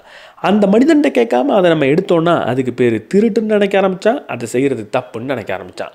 அவன் அப்படி தப்புன்னு நினைக்கிறதுக்காக இந்த விவசாயத்தை தலைமை தாங்கிக்கிட்டு இருந்த மனிதர்கள் சில ரூல்ஸ் அண்ட் ரெகுலேஷன்ஸையும் உருவாக்குனாங்க. இந்த ரூல்ஸ் அண்ட் ரெகுலேஷனுக்கு உட்படாத மனிதர்களை தண்டிக்க ஆரம்பித்தாங்க. இப்படி தண்டிக்கும் போதும், இப்படி கொடுமைப்படுத்தும் போதும், தனக்கான உணவு கிடைக்காது அப்படின்ற சூழல் ஏற்படும் போதும் தான் இந்த ஆக்சிடோசின் முதல் முறையாக சக மனிதனை எதிரியாக பார்க்க ஆரம்பிச்சிது. அதுக்கு முன்னாடி வரைக்கும் அவங்க கூட நட்பாக தான் இருந்தது. எப்போ உனக்கு உணவு கிடையாது, எனக்கு மட்டும் உணவு அப்படின்னு ஒரு நபர் சொல்ல ஆரம்பித்தானோ, அப்போ தான் இந்த ஆக்சிடோசின் அவனை எதிரியாக பார்க்க ஆரம்பிச்சிது. இது மட்டும் கிடையாது, இந்த விவசாயம் கொஞ்சம் கொஞ்சமாக வளர ஆரம்பிச்சிது. அது சின்ன சின்ன கிராமங்களை உருவாக்குனது, நகரங்களை உருவாக்குனது, நாடை உருவாக்குனது. கிராமங்கள் நகரமாக மாறணும், நகரம் நாடாக மாறணும் அப்படின்னா அங்கே கட்டாயம் போருன்றது தேவை.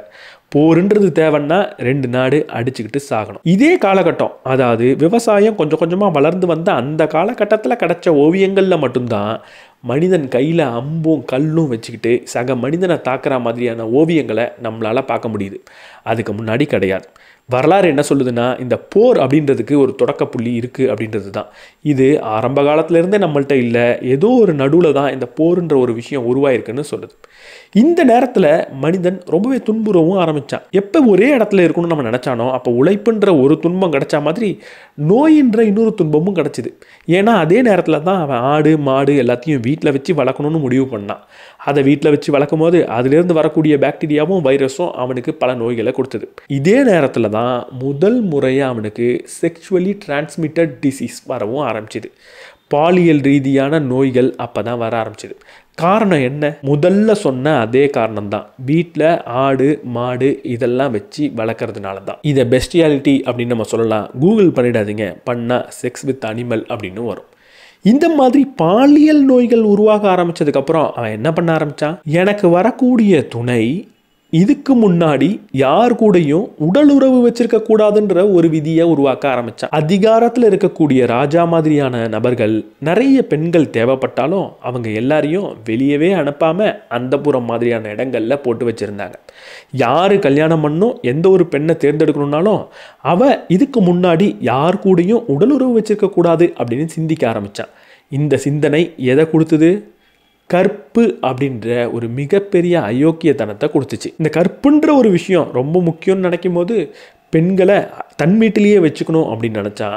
வெளியே விட்டால் எங்கே அவங்க வேறு யார் கூடயாவது உடல் உறவு பண்ணிட்டு வந்தால் நமக்கு ஆபத்துன்னு நினைக்க ஆரம்பித்தான். பெண்ணை வீட்லேயே வைக்கணும்னு நினச்சான். இது அதற்கப்புறம் எப்படியெல்லாம் மாறிச்சு அப்படின்றது நமக்கு தெரியும். இன்றைக்கி நம்ம பார்க்கக்கூடிய மிகப்பெரிய ஐக்கியத்தனத்துக்கும் மிகப்பெரிய துன்பத்துக்கும் எல்லாத்துக்கும் காரணம் இந்த சிவிலைசேஷன், நாகரீக வளர்ச்சி அப்படின்றது தான். அதுக்கு முன்னாடி மனிதனுக்கு இது எதுவுமே கிடையாது. இதை நிரூபிக்கிறதுக்கு ஒரு ஸ்டடி பண்ணுறாங்க. இன்றைக்கும் காட்டில் வாழக்கூடிய நாகரீகம் தொடாத மனிதர்களை தேடி போகிறாங்க. அவங்க கிட்ட போய் ஸ்டடி பண்ணி பார்த்தா அவங்க பெண்களை இப்படி தனியாக வீட்டில் அடைச்சி வைக்கணும் அப்படின்னு நினைக்கிறது கிடையாது. அவங்க பெருசாக சண்டை போடணும்னு நினைக்கிறது கிடையாது. அவங்கள்ட்ட சண்டை போடக்கூடிய ஹாலிவுட் மூவியை காட்டினா நிறைய பேர் அதை பார்த்து பயந்தாங்களாம். சக மனிதனை இப்படி தான் அடித்து துன்புறுத்துவீங்களா அப்படின்னும் கேட்டாங்களாம். அமெரிக்காவில் இப்படிலாம் மோசமான மனிதர்கள் இருக்காங்களா அப்படின்னு கேட்டாங்களாம்.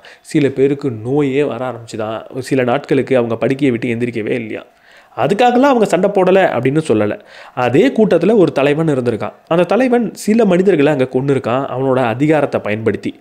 அந்த நேரத்தில் அந்த மக்கள்லாம் என்ன பண்ணாங்க தெரியுமா?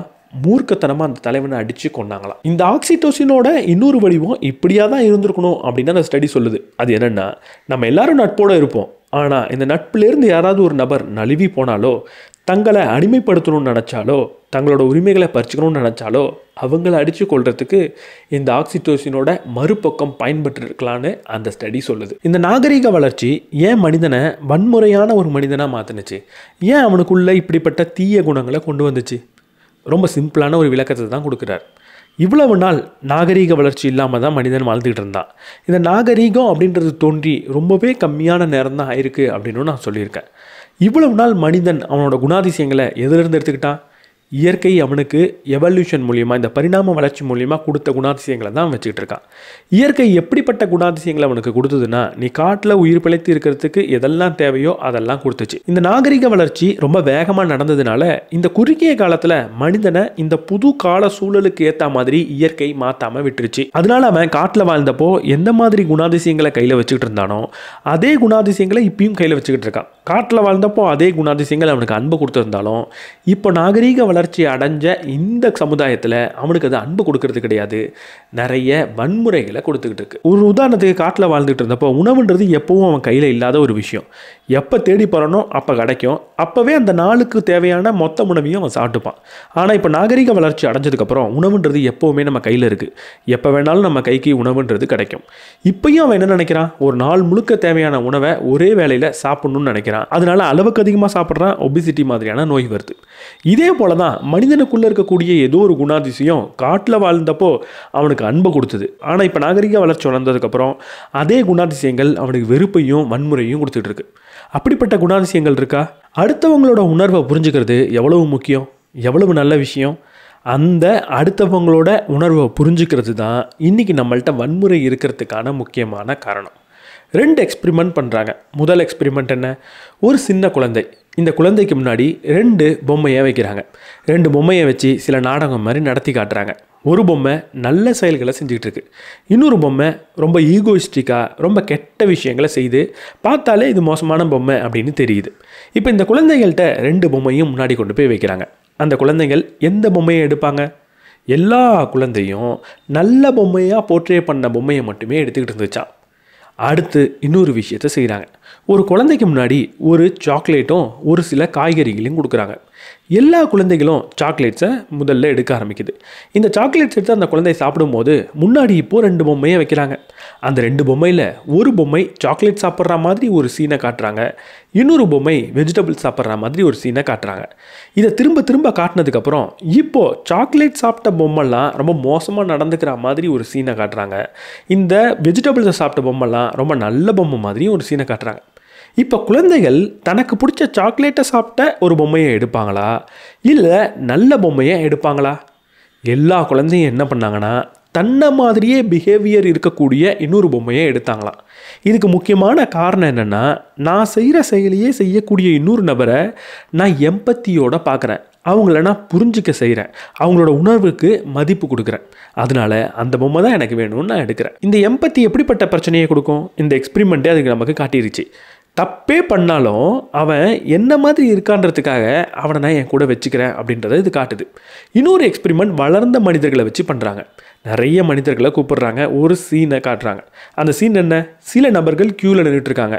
சிலருக்கு கால் உடஞ்சிருக்கு அந்த க்யூவில் சில பேர் வயசானவங்களாக இருக்காங்க, நிற்கவே முடியல. சில பேருக்கு கையில் குழந்தையை தூக்கிட்டு நிற்கிறாங்க. கடைசியாக ஒரு பொண்ணு நிற்கிறா, அவள் ப்ரெக்னெண்ட்டாக இருக்கா. இப்போ அந்த க்யூவை பார்த்ததுக்கப்புறம் அந்த மனிதர்கள்ட்டெல்லாம் ஒரு கேள்வி கேட்குறாங்க.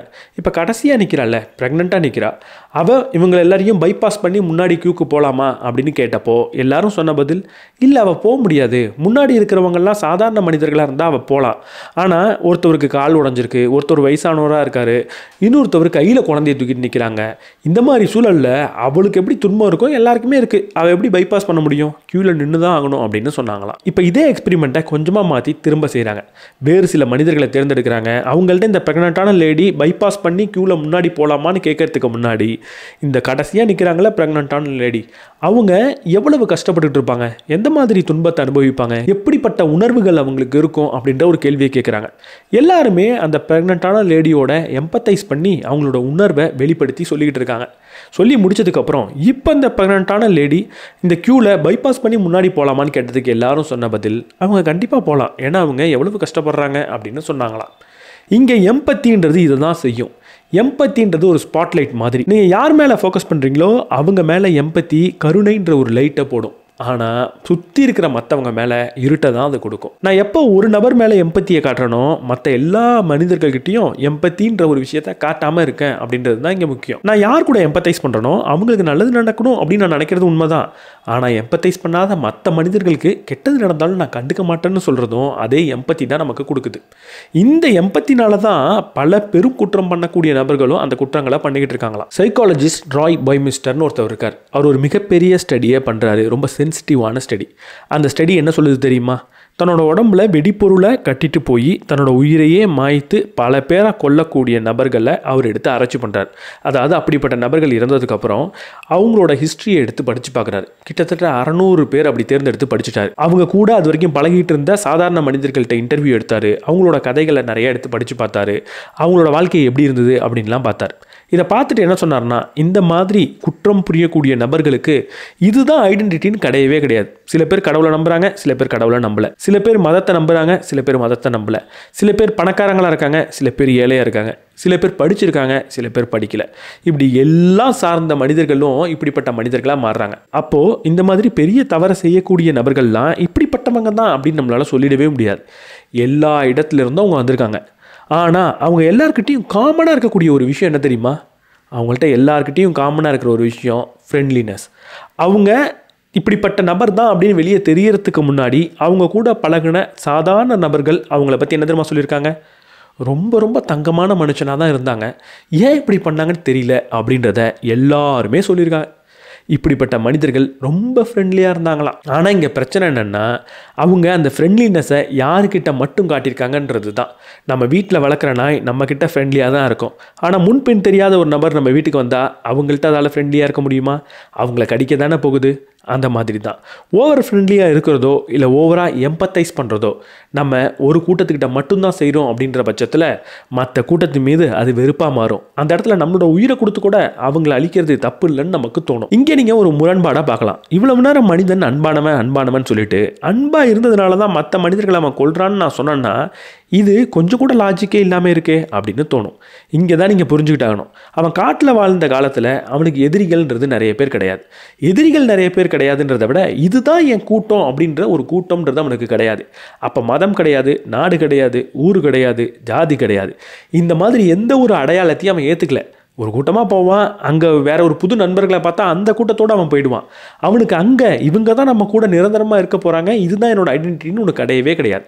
அதனால எல்லார் கூடயும் அன்பாக இருந்தான். ஆனால் எப்போ அவனோட உயிருக்கு ஆபத்து வருது இல்லை அவனோட தேவைக்கு மிகப்பெரிய ஆபத்து வருதோ அப்போ மட்டும் வயலன்ஸாக கையில் எடுத்தான். ஆனால் எப்போ இந்த நாகரிக வளர்ச்சி அடைஞ்சதோ அப்போ நமக்கு கூட்டம்ன்றது ஒன்று கிடச்சிது. இதுதான் என்னோட ஊர், இதுதான் என்னோட நாடு, இதுதான் என்னோட கவர்மெண்ட், இதுதான் என்னோட பொலிட்டிக்கல் ஐடியா, இதுதான் என்னோட ரிலிஜியன், இதுதான் என்னோட ஜாதி அப்படின்னு எல்லாமே நமக்குன்னு அமைய ஆரம்பிச்சிது. அதை அவ்வளவு சுலபமாக நம்மளால் மாற்றிக்கவும் முடியல. இந்த நேரத்தில் என்ன நடந்தது? இந்த கூட்டத்துக்குள்ளே பொருந்தி போகிறவங்க மேலெல்லாம் நமக்கு அன்பு வந்தது. ஆனால் பொருந்தாதவங்க மேலெல்லாம் அதே அன்பு வெறுப்பாக மாறுச்சு. அப்போ வீட்டுக்குள்ளே இருக்கிறவங்க மேலே அன்பு காட்டக்கூடிய நாய் மாதிரி நம்ம கூட்டத்தை சேர்ந்தவங்க மேலே அன்பு காட்டணும். ஆனால் வெளியிலேருந்து முன்பின் தெரியாத நபரை கடிக்கிற அதே நாய் மாதிரி நம்மளும் நம்ம கூட்டத்துக்கு வெளியில் இருக்கிறவங்கள கடிக்க ஆரம்பித்தோம். இந்த எம்பத்தி அப்படின்றது நம்ம காட்டில் இருக்கும்போது ரொம்பவே நமக்கு பயனளிச்சுது. ஆனால் நம்ம ஒரு நாகரிக வளர்ச்சி அடைஞ்சதுக்கப்புறம் இந்த எம்பத்தின்றது நமக்கு அவ்வளோ பெரிய பயனை கொடுக்கல, நம்மளை மூர்க்கமான மனிதனாக மாற்றினது. இந்த எம்பத்தி அப்படின்ற ஒரு விஷயம் அவ்வளவு நல்ல விஷயம்லாம் கிடையாது. நான் முதல்ல சொன்ன மாதிரி இதுதான் இன்னைக்கு நம்ம சமுதாயத்தில் இருக்கிற மிகப்பெரிய வேற்றுமைக்கு காரணமாக இருக்குது. இவங்கெல்லாம் சிறப்பானவங்க, இவங்கெல்லாம் சிறப்பற்றவங்க அப்படின்றத நமக்கு காட்டுறதுக்கு முக்கியமான காரணமே ஒரு சில நபர்கள் மீது மட்டும் நம்ம எம்பத்தி காட்டுறது தான். இதை புரிய வைக்கிறதுக்கு ஒரு உதாரணத்தை பார்ப்போம். 1963 கேம்பிரிட்ஜில் எலிகளை வச்சு ஒரு எக்ஸ்பெரிமெண்ட் நடக்குது. அந்த எக்ஸ்பெரிமெண்ட்டில் என்ன பண்ணுறாங்கன்னா, சில எலிகளை தேர்ந்தெடுத்து, சும்மா ரேண்டமாக சில எலிகளை தேர்ந்தெடுத்து, இந்த எலிகள்லாம் புத்திசாலியான எலிகள் அப்படின்னு நம்பிட்டு உள்ளே வைக்கிறாங்க. அதுக்கப்புறம் அந்த எக்ஸ்பெரிமெண்ட்டில் எந்த எலி அதிகமான மார்க் வாங்குதுன்னு பார்த்தா, இவங்க எதெல்லாம் புத்திசாலின்னு நம்பினாங்களோ அது மட்டும்தான் அதிகமான மார்க் வாங்குதான். அடுத்த தடவை வேறு எலியை எடுத்து நம்புகிறாங்க, அப்பயும் அதுதான் மார்க் வாங்குது. என்னடா இது, நம்ம நம்புறது மட்டும்தான் அதிகமாக தேய்க்குது, நம்மளோட நம்பிக்கைக்கு ஏதாவது பவர் இருக்கா, இந்த லா ஆஃப் அட்ராக்ஷன் மாதிரி அப்படின்னு நினைக்கிறாங்க. அதுக்கப்புறம் தான் உண்மை வெளியே வருது. எந்த எலியெல்லாம் இவங்க ரொம்ப நல்ல எலி அப்படின்னு நம்பினாங்களோ அதெல்லாம் அவங்க நம்புறதை தாண்டி மற்றவங்கள்ட்டையும் இது நல்ல எலின்னு சொல்ல ஆரம்பிக்கிறாங்க. அப்படி சொல்லும் போது அந்த லேபில் இருக்கிற மற்றவங்கலாம் அந்த எலியை எடுத்து கொஞ்சிறாங்க, ரொம்ப அரவணைக்கிறாங்க. அப்போ அந்த எலிக்கு செரோட்டோனின், ஆக்சிடோசின் மாதிரியான நல்ல ஹார்மோன் சுரக்குது, ஸ்ட்ரெஸ் குறையுது, அதனால நல்ல மார்க் வாங்குது. இப்போ இந்த எலி எக்ஸ்பெரிமெண்ட் என்ன சொல்லுதுன்னா, நான் எந்த ஒரு விஷயத்தை நம்புகிறேனோ அதை உண்மையாக மாற்றுற ஒரு உயிரை பொறுத்த வரைக்கும், ஒரு உயிரை பார்த்து இது சிறப்பான உயிர் அப்படின்னு நான் நம்பிட்டேன்னா, நான் நம்பினதுனாலேயே அதை சிறப்பாக மாற்றுறேன். இதை இன்னும் அடுத்த லெவலுக்கு கொண்டு போகிறாங்க எக்ஸ்பெரிமெண்ட்டில். ஒரு ஸ்கூலுக்கு ஒரு புதுசாக ஒரு டீச்சரை கொண்டு வராங்க. ஒரு கிளாஸ் ரூமில் அந்த டீச்சரை விட்டுட்டு அந்த கிளாஸ் ரூமில் ரொம்ப ஆவரேஜாக மார்க் வாங்கிட்டு இருந்த சில பசங்களை அந்த டீச்சர்கிட்ட காட்டி, டீச்சர் இவங்க தான் இந்த கிளாஸ் ரூம்லேயே ரொம்ப நல்லா படிக்கிறவங்க அப்படின்னு சொல்லிட்டு போகிறாங்க. அடுத்து ஒரு சில மாதங்கள் கழித்து வந்து பார்த்தா, இவங்க யாரெல்லாம் நல்லா படிக்கிறாங்கன்னு அந்த டீச்சர்கிட்ட சொன்னாங்களோ அவங்களாம் அதுக்கு முன்னாடி ஆவரேஜாக இருந்திருந்தாலும் இப்போ நல்லா படிக்க ஆரம்பிச்சிட்டாங்களாம். என்ன காரணம்னு பார்த்தா, டீச்சர் அவங்க எல்லாரையும் நல்லா படிக்கிற ஸ்டூடெண்ட்ஸ் நம்பினதுனால அவங்க மீது ரொம்ப அக்கறை காட்டியிருக்காங்க. கிளாஸ் ரூமில் பாடம் எடுக்கிறப்ப அவங்கள பார்த்தே பாடம் எடுத்திருக்காங்க. ஏதாவது ஸ்பெஷல் டாஸ்க் கொடுக்கணுன்னா அவங்களுக்கே கொடுத்துருக்காங்க. அவங்க ஹோம்ஒர்க் பண்ணாமல் வந்தால் கூட ரொம்ப திட்டி அடிக்காமல், நீ ஹோம்ஒர்க் பண்ணிடுவியப்பா, நீ ஏன் பண்ணல அப்படின்னு பாசமாக பேசி அவங்கள ஹோம்ஒர்க் பண்ண வச்சுருக்காங்க. அதனாலேயே நல்லா படிக்க ஆரம்பிச்சிருக்காங்க. இப்போ நம்ம சமுதாயத்தில் மனிதர்கள்கிட்ட இருக்கக்கூடிய மிகப்பெரிய மோசமான ஒரு விஷயன்றது இந்த ஏற்ற தாழ்வு தான். இந்த ஏற்றத்தாழ்வு ஏன் உருவானது? இது எம்பத்தினால தான். ஒரு சில மனிதர்களை நம்ம சிறந்த மனிதர்னு மேலே தூக்கி வச்சிடறோம், ஒரு சில மனிதர்களை இவங்க மோசம், இவங்க தாழ்ந்தவங்க அப்படின்னு கீழே எடுத்து வச்சிடறோம். ஆனால் உண்மையாக இங்கே யாரும் சிறப்பானவங்க கிடையாது, யாரும் மோசமானவங்களும் கிடையாது, எல்லாருமே மனுஷங்க தான். ஆனால் இவங்க தான் சிறப்பானவங்க நான் நம்ப ஆரம்பித்தா என்ன செய்வேன்? அவங்கள உண்மையாகவே சிறப்பான இடத்துக்கு கூட்டிகிட்டு போகிறதுக்கு என்னெல்லாம் செய்யணுமோ அதை சமூகமாக நான் செய்ய ஆரம்பிச்சுக்கிட்டே இருப்பேன். அப்போ உண்மையாகவே அவங்க ஏற்றமான ஒரு இடத்துக்கும், நான் யாரை சிறப்பற்றவங்கன்னு நம்பணுனோ அவங்கள ஒரு தாழ்ந்த இடத்துக்கும் நான் கொண்டு போயிடுவேன்.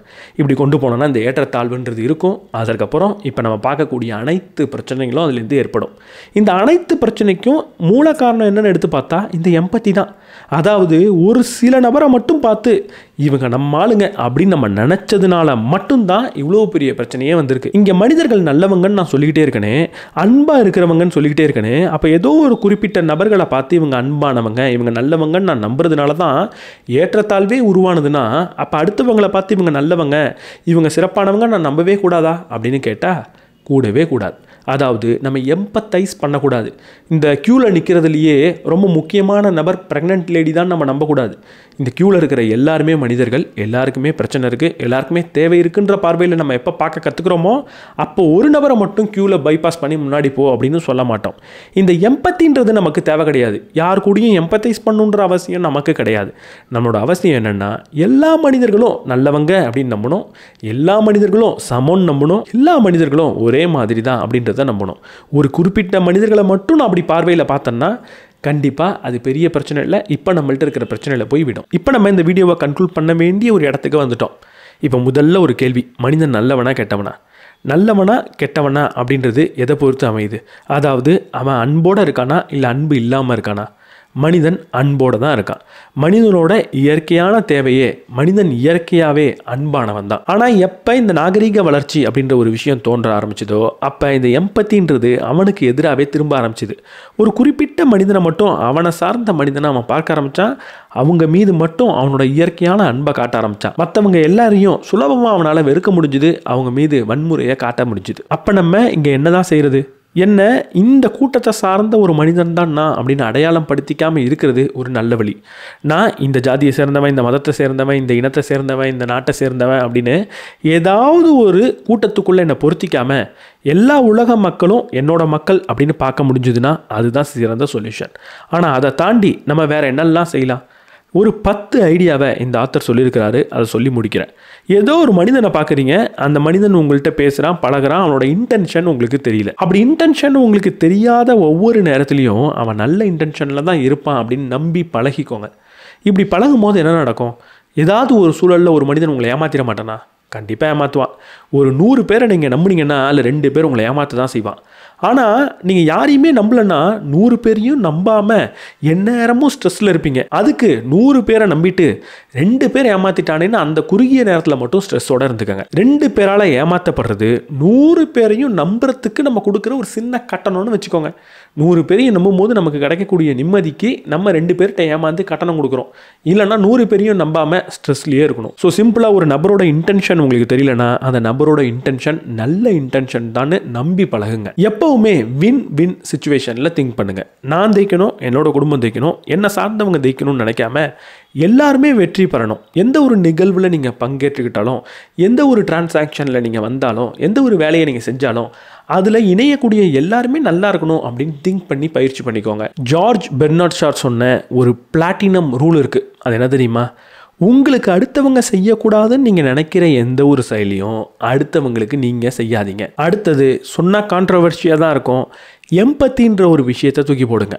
உங்களுக்கு முன்னாடி ஒரு 10 பேர் இருக்காங்கன்னா அதில் ஒரு நபர் உங்கள்கிட்ட எமோஷ்னலி பேசுகிறாருன்னா அந்த ஒரு நபரை பற்றி மட்டுமே சிந்திக்காதீங்க. நீங்கள் ஒரு மேனேஜராக இருக்கீங்க, உங்களுக்கு கீழே ஒரு 10 பேர் இருக்காங்க. 10 பேரில் ஒருத்தவர் மட்டும் உங்கள்கிட்ட வந்து என்னோடய குடும்பத்தில் ரொம்ப கஷ்டமாக இருக்குது அப்படின்னு பேசுகிறாரு. அப்படி பேசும்போது உங்களுக்கு அவர் கூட ஒரு எம்பத்தைஸ் ஆக தான் செய்யும். அப்படி எம்பத்தைஸ் ஆகி அவருக்கு மட்டுமே நீங்கள் ப்ரொமோஷனும் இன்க்ரிமெண்ட்டும் கொடுத்துக்கிட்டு இருந்தீங்கன்னா மீதி இருக்கிற 9 பேரை யார் கவனிப்பா? ஒரு நபர் பேசிட்டாரு, மற்றவங்க பேசல.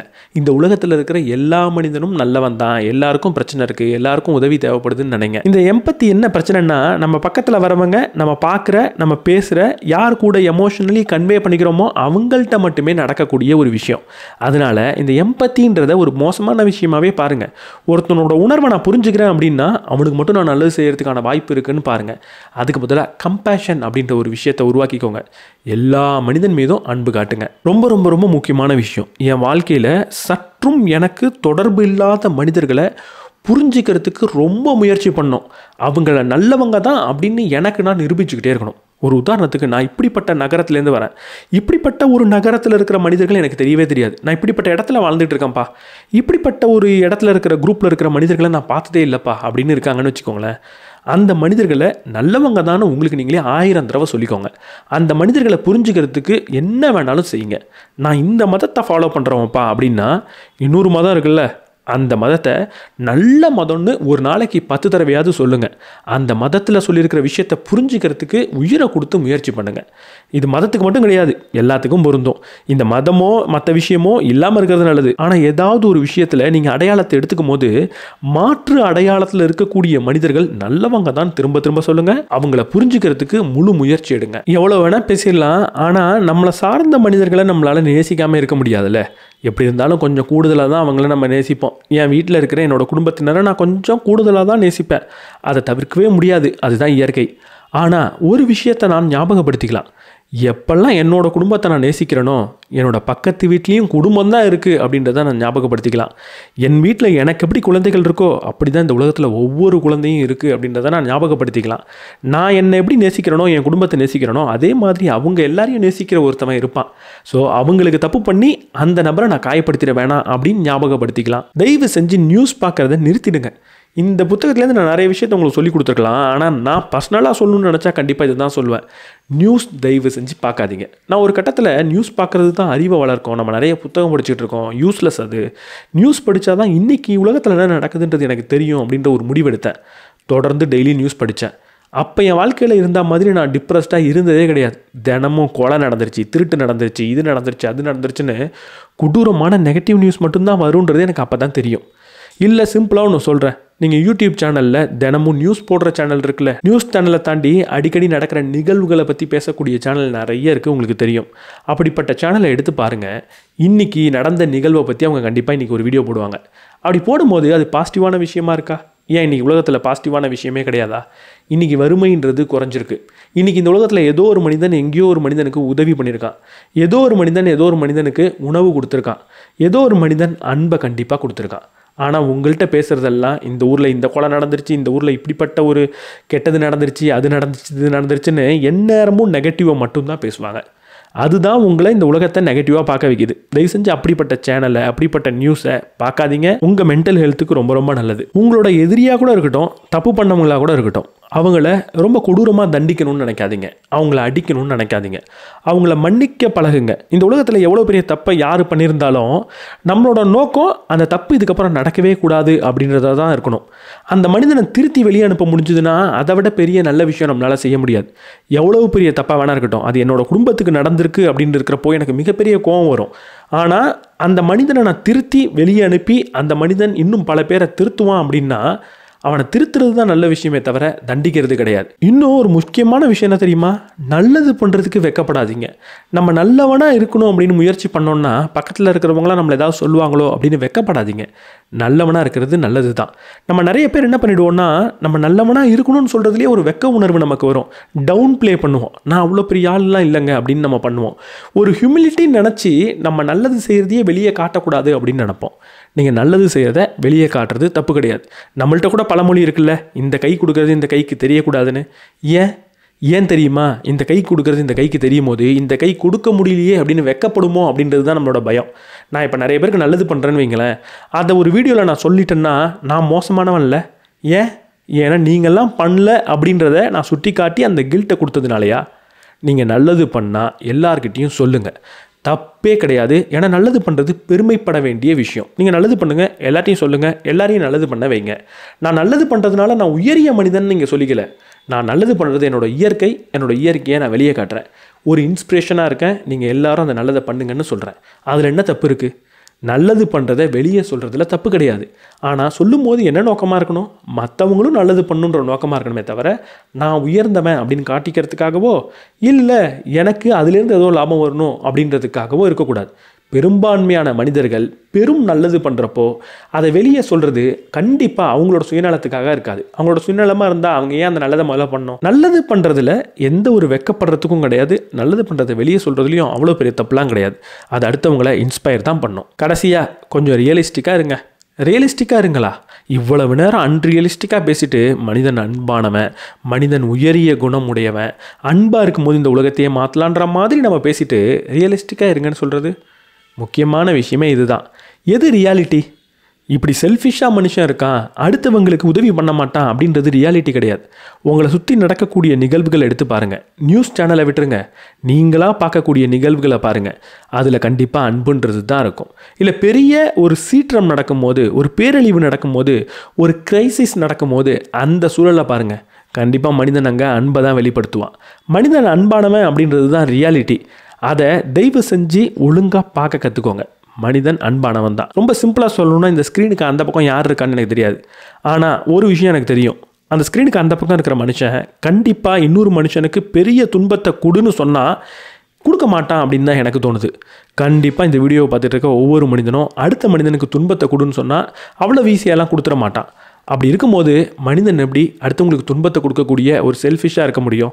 கண்டிப்பாக அன்பானவன் தானே. இந்த புக் சம்மரியை நம்ம இங்கேயே முடிச்சுப்போம். நான் ரீசெண்டாக பண்ண புக் சம்மரியிலேயே ரொம்ப டஃபஸ்ட் புக் சம்மரி இதுதான் நினைக்கிறேன். ஏன்னா இந்த புத்தகத்தில் ஒரு சாப்டருக்கு இன்னொரு சாப்டர், ஒரு வரிக்கு இன்னொரு வரி ரொம்ப கான்ட்ராடிக்டிங்காக இருக்கும். அன்பானவன்னு சொல்கிறேன், ஆனால் அன்பற்றவன்னு சில உதாரணத்தையும் சொல்கிறேன்.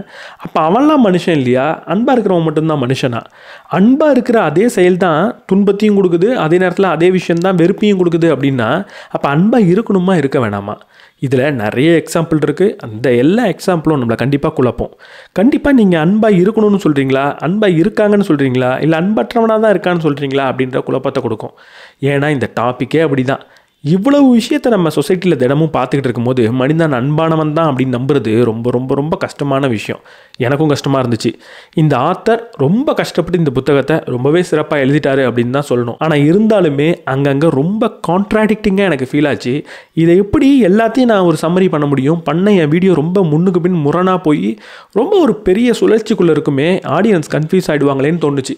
சிம்பிளாக சொல்லணுன்னா இந்த வீடியோவில் நான் இந்த புத்தகத்தில் சொல்லியிருக்கிற பாதி விஷயங்களை சொன்னேன், பாதி விஷயத்தை அப்படியே சொல்லவே இல்லை.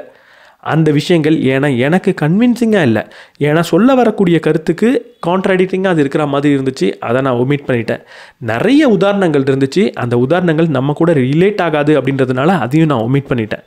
அதனால தான் இந்த புத்தகத்தை நீங்களே வாங்கி படிங்க அப்படின்னு நான் சொல்லணும்னு நினைக்கிறேன். இந்த புத்தகம் ரொம்ப நல்ல புத்தகம் தான், கண்டிப்பாக உங்கள் லைப்ரரியில் இருக்க வேண்டிய புத்தகம் தான். வாங்கி படிங்க. ஒரு தடவை படித்தா கண்டிப்பாக இது உங்களை கன்வின்ஸ் பண்ணாது, பல தடவை படிக்க வேண்டியிருக்கும். நான் 3 தடவை படித்தேன், அப்பயுமே பாதி புத்தகத்தை தான் உங்கள்கிட்ட பேசியிருக்கேன். பட் இதில் கான்ட்ராடிக்டிங்கான விஷயம் இருக்குன்றதுனால ஒரு கேள்விக்கு என்னால் பதிலை மாற்றி சொல்லவே முடியாது.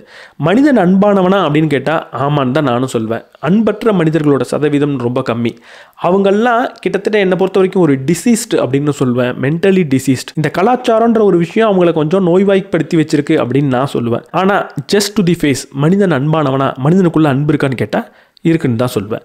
அதை தாண்டி மனிதன் அன்பானவனாக இருக்கணுமா இருக்கக்கூடாதான்னு கேட்டால் அன்பானவனாக இருக்கணும்னு நான் சொல்வேன். அன்பானவனாக அவன் இருக்கணும்னா மற்ற மனிதர்களை அன்பானவனாக நம்பணுமா வேணாமா அப்படின்னு கேட்டால் அன்பானவன் நம்பணும்னு சொல்வேன். அப்போ மனிதன் அன்பானவன் அப்படின்னு நான் நம்புகிறேன். மற்ற மனிதர்களை அன்பானவன் நம்பும் போது தான் அவங்க உண்மையாகவே அன்பான மனிதர்களாக மாறுறாங்கன்னு நம்புகிறேன். அவங்க அன்பான மனிதர்களாக மாறணுன்ற தேவை இருக்குது. அந்த பட்சத்தில் மனிதன் அன்பானவன் தான் இவ்வளோ நேரம் பேசுகிறது தப்பு கிடையாது. அது உண்மையோ உண்மைக்கு புறம்போ கான்ட்ராடிக்டிங்கோ அதெல்லாம் பிரச்சனை கிடையாது.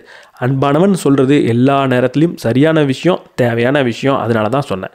இப்போ இந்த வீடியோவோட ரொம்ப ரொம்ப ரொம்ப முக்கியமான ஒரு பகுதிக்கு வந்திருக்கோம். அது என்ன தெரியுமா? நீங்கள் எல்லாருமே இந்த வீடியோ இவ்வளோ நேரம் பார்த்துருப்பீங்க. ரொம்ப கஷ்டப்பட்டு நான் பேசிகிட்டு இருக்கேன்றது உங்களுக்கு தெரிஞ்சிருக்கலாம். எனக்கு ஆக்சுவலாக இன்றைக்கி உடம்பு சரியில்லை, இருந்தாலும் நான் பேசுகிறேன். எனக்காக நீங்கள் ஏதாவது செய்யணும் அப்படின்னு நினச்சிங்கன்னா ஒரு விஷயத்தை செய்யுங்க. அது என்ன தெரியுமா? கமெண்ட் செக்ஷனில் மனிதன் ஏன் அன்பானவன் அப்படின்னு நீங்கள் நம்புறீங்க அப்படின்றதுக்கான பதிலை சொல்லுங்கள். உங்கள் வாழ்க்கையில் நீங்கள் பார்த்த ஒரு நிகழ்வாக இருக்கலாம். அன்றைக்கி இப்படி ஒரு நிகழ்வு என் வாழ்க்கையில் நடந்தது, அதனால் மனிதன் கண்டிப்பாக அன்பானவன் தான் அப்படின்றதா இருக்கலாம். இல்லை நீங்கள் தொலைவில் பார்த்த ஒரு விஷயமா இருக்கலாம், ஒரு சினிமாவில் பார்த்ததோ புத்தகங்களை படித்ததாக இருக்கலாம். அந்த நிகழ்வு என்ன மனிதன் அன்பானவன் தான் நம்ப வச்சிருக்கு அப்படின்ற நிகழ்வாக இருக்கலாம். இன்றைக்கி இந்த கமெண்ட் செக்ஷன் ஃபுல்லாக மனிதன் அன்பானவன் தான் அப்படின்றதுக்கான எவிடன்ஸை நம்ம குமிக்க போகிறோம். இந்த வீடியோவை இவ்வளோ நேரம் பார்த்துருந்தீங்கன்னா இந்த வீடியோவுக்கு நீங்கள் செய்யக்கூடிய ஒரே ஒரு கைமாறாக எடுத்துக்கிட்டு அந்த கமெண்ட்டை போடுங்க. அந்த கமெண்ட் நல்லாயிருக்கும், நல்லா இல்லாமல் போட்டோம், கன்வின்சிங்காக இருக்கட்டும், கான்ட்ராடிக்டிங்காக இருக்கட்டும், எப்படி வேணால் இருந்துட்டு போகுது. மனிதன் அன்பானவன் தான் அப்படின்னு நீங்கள் நம்புறதுக்கான ஒரு எவிடன்ஸை போடுங்க. இது வரைக்கும் நீங்கள் நம்பலைன்னா இப்போ நம்புறதுக்கு ஏதாவது ஒரு முயற்சி பண்ணி ஏன் நம்புறீங்கன்ற ஒரு பொய்யவாது சொல்லுங்கள். அதை படிக்கும்போது மனிதன் அன்பானவன் தான் அப்படின்றத நிறைய பேர் புரிஞ்சுப்பாங்க. நிறைய கமெண்ட்ஸ் வந்ததுன்னா அந்த கமெண்ட்ஸை வச்சே நான் இன்னொரு வீடியோ காணொலி பண்ணுறதுக்கு முயற்சி பண்ணுறேன். இந்த புத்தகத்தை நீங்கள் வாங்கணும்னு நினச்சிங்கன்னா நான் முதல்ல சொன்ன மாதிரி புக்ஸ்கேப் அப்படின்ற வெப்சைட்டில் இந்த புத்தகம் இருக்கிறதுலே சீப்பஸ்ட் ப்ரைஸ்க்கு ஜென்யூன் புக் தமிழ் வெர்ஷனும் கிடைக்கும். அதோட லிங்க் டிஸ்கிரிப்ஷனில் கொடுத்துருக்கேன். அதில் கூடுதல் ஆஃபர் உங்களுக்கு வேணும்னா அதற்கான கூப்பனையும் நான் டிஸ்கிரிப்ஷன் அண்ட் ஃபஸ்ட் கமெண்ட்டில் கொடுத்துருக்கேன். இந்த வீடியோ பற்றி என்ன நினைக்கிறீங்க அப்படின்றத கமெண்ட் செக்ஷனில் சொல்லுங்கள். இந்த வீடியோ உங்களுக்கு பிடிச்சிருந்தா லைக் பண்ணிவிட்டு உங்கள் நண்பர்களோட ஷேர் பண்ணுங்கள். நம்ம சேனலுக்கு நீங்கள் புதுசாக இருந்தீங்கன்னா சப்ஸ்கிரைப் பண்ணிவிட்டு பெல் பட்டனை ப்ரெஸ் பண்ணுங்கள்.